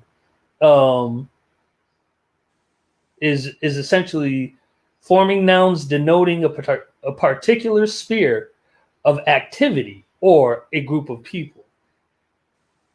So, in the way that you were describing it was that there's a promised people coming. That this is what's going to be, and for me, for the fact that it says a particular sphere of activity, to add on top of it, that is hip hop. Period. And nobody can deny that. And I just know how people get with semantics and this, that, and the third. So I just wanted to point that out, to say that no, the promised land is promised hip hop, and everything that's about it to me, with the character of the gospel of hip hop and what's laid out throughout the gospel. So I really don't have much more than that. Thank you, teacher, for reading. And you were right. You did say that line. I checked. For the record. I have no problem reading. Yeah, no doubt. But you did say it. What you just said there about land was very interesting. I wish you had jumped in terms of the lecture, because that's very interesting about how land. When you really start to do the etymology of these words, you start to see that yes, they're like we are talking about land. Land is normally talked about as a geographical place, somewhere on the earth. But no, the way we're talking about it here in terms of the promised land is a promised people. That's the whole point of the covenant, the love, and the promise. And it's like, the beginning starts off with, it's almost like an introduction to what you're going to learn, me, all of this type of stuff, the teacher. All of that is the first part, but then the second part is really begins to ask you, well, what is your role? This love is what we're looking at that saved us, helped us, nurtured us. How soon did we forget when we didn't have nothing? Now everybody got something, we forgetting God? Nah, that's not gonna happen on our watch. That's the love. But this piece right here is now discussing the community and discussing Dr. King and what Dr. King actually advised. And people breeze over that, but this is straight nation building is right in here. And we have to look at it literally because it's speaking to us. Like everybody else in the whole world can look at the I Have a Dream speech and be like, that was a damn good speech. Right. And just leave it at that. But anybody attracted to hip hop, I want to say African Americans, but even the speech didn't speak to all African Americans. Right. The speech spoke to dudes coming out of narrow jail cells and harassed by the cops and can't get hotel rooms. And, that's who the speech is talking to. Mm-hmm. And telling those people, be strong. You gonna get there. We gonna get to this promised land. Right. And people breeze over that part. They're like, oh yeah, the speech for everybody. No, the speech is for a specific group. And if we don't recognize ourselves as that group, other people are going to take our birthright and spread it all over the world like they did our ancestors. And that's how you got all these gospels and Bibles and all this stuff is our heritage and our birthright that they just took and put in the trade market. And now everybody got it and moving around with it and so on. And God knew this because the same thing happened with hip hop, but they got outsmarted because what they took as rap and said, oh, we was going to make rap, it's going to be entertainment. You had no idea what you was playing with because hip hop ain't even start yet. Yeah. You actually played yourself. Like imagine the whole 50. Oh, that's what I wanted to bring up. Thanks for reminding me. Yes, sir. So the 50th anniversary of hip hop. I'm gonna go out on this. It's exactly 10 o'clock, and I'd like to leave on that exact number. So I'm gonna let it go 10:01. So it'll be 10:01. 50th anniversary. We'll talk about it next week. Where we read the definitions. And remember, next week is 12 noon. Don't come here 7 o'clock looking. It's 12 noon. We're gonna be doing the 12 noon. We changing our schedules. 12 noon is what we're dealing with next week. 50th anniversary of hip hop coming up in 2023, and we're preparing for it now. I'm going to join in on some of those planning meetings, some of our organizational calls. I may join one, maybe even tomorrow. I may join in on that tomorrow. I want to get my notes together about the 50th anniversary and how big that explosion is going to be. Hip hop turns 50 and just realizes itself. Like, in other words, I would even say it's now born. Now we can discuss hip hop. Corporations have used and failed. Everybody, you know what it is. We done Tupac, Biggie done died. We done seen what it was. Now let's do hip hop. Now let's get it at its 50th anniversary. Now we say hip hop begins now. 2023 50th anniversary. We got our advice. We got books, DVDs, all billions of songs. Now we start, and everyone knows what it is now. Yes, we battled it out. Everybody know what it is now. So now we say, okay, this is what it is, and it'll be great. It'll be great. And also though, but now that they know what it is, or kind of what you said a second ago, now the fact that they know what it is now, that's what leaves it open for people to take it. So if we don't act accordingly, that's going to be the result, because the word is out. Right. But as long as we exist, that's never going to happen. And now that we exist, we will never not exist. So, no, we're here. No doubt. We're here. So they can play games if they like on this go around, on the next 50 years. You can play games if you like. We got history now. We got precedents now. We got proclamations, legal tender, and press. We got art. We're armed now, and so no doubt. And so yes, dudes, people like the Olympics. They're gonna come and be like, yeah, MCing is an Olympic sport now, and try to make something happen, and not realize that the authenticity. This is the thing. This is what makes the temple of hip hop great, is that we are authentic, and you can play games all the way around. It may appear that these dudes is winning and all this, but in the end, when the smoke clears, only the real, the true, the authentic, the original, these words, the authority, these are the words that now, when the smoke clears, they still stand. And that's where we are right now. We are all of those words. And the people who are trying to exploit rap music are none of them. And they're making themselves characters in history. They're forming themselves to be the character in it. I mean, did Judas ever think he would be this character in history? I mean, did half these people who did what they did they ever think that they would be a character in world history? They never thought that. We are awoke and aware. We know we are characters in world history, and we are deliberately putting our children's heritage together for their empowerment. Yes, indeed. There it is. Big Sun-One, it's all love. It's all good. And we got studio time this week. I'll call you tomorrow. Yeah, let me know. Peace to the gods and goddesses. Peace to the gods and goddesses. We out. Yeah.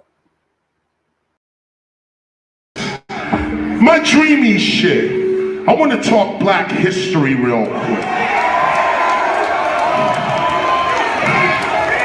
Give me some dreamy shit. Yeah.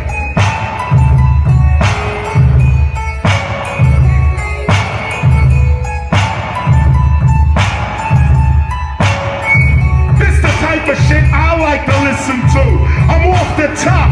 Listen, y'all got all the cameras on me.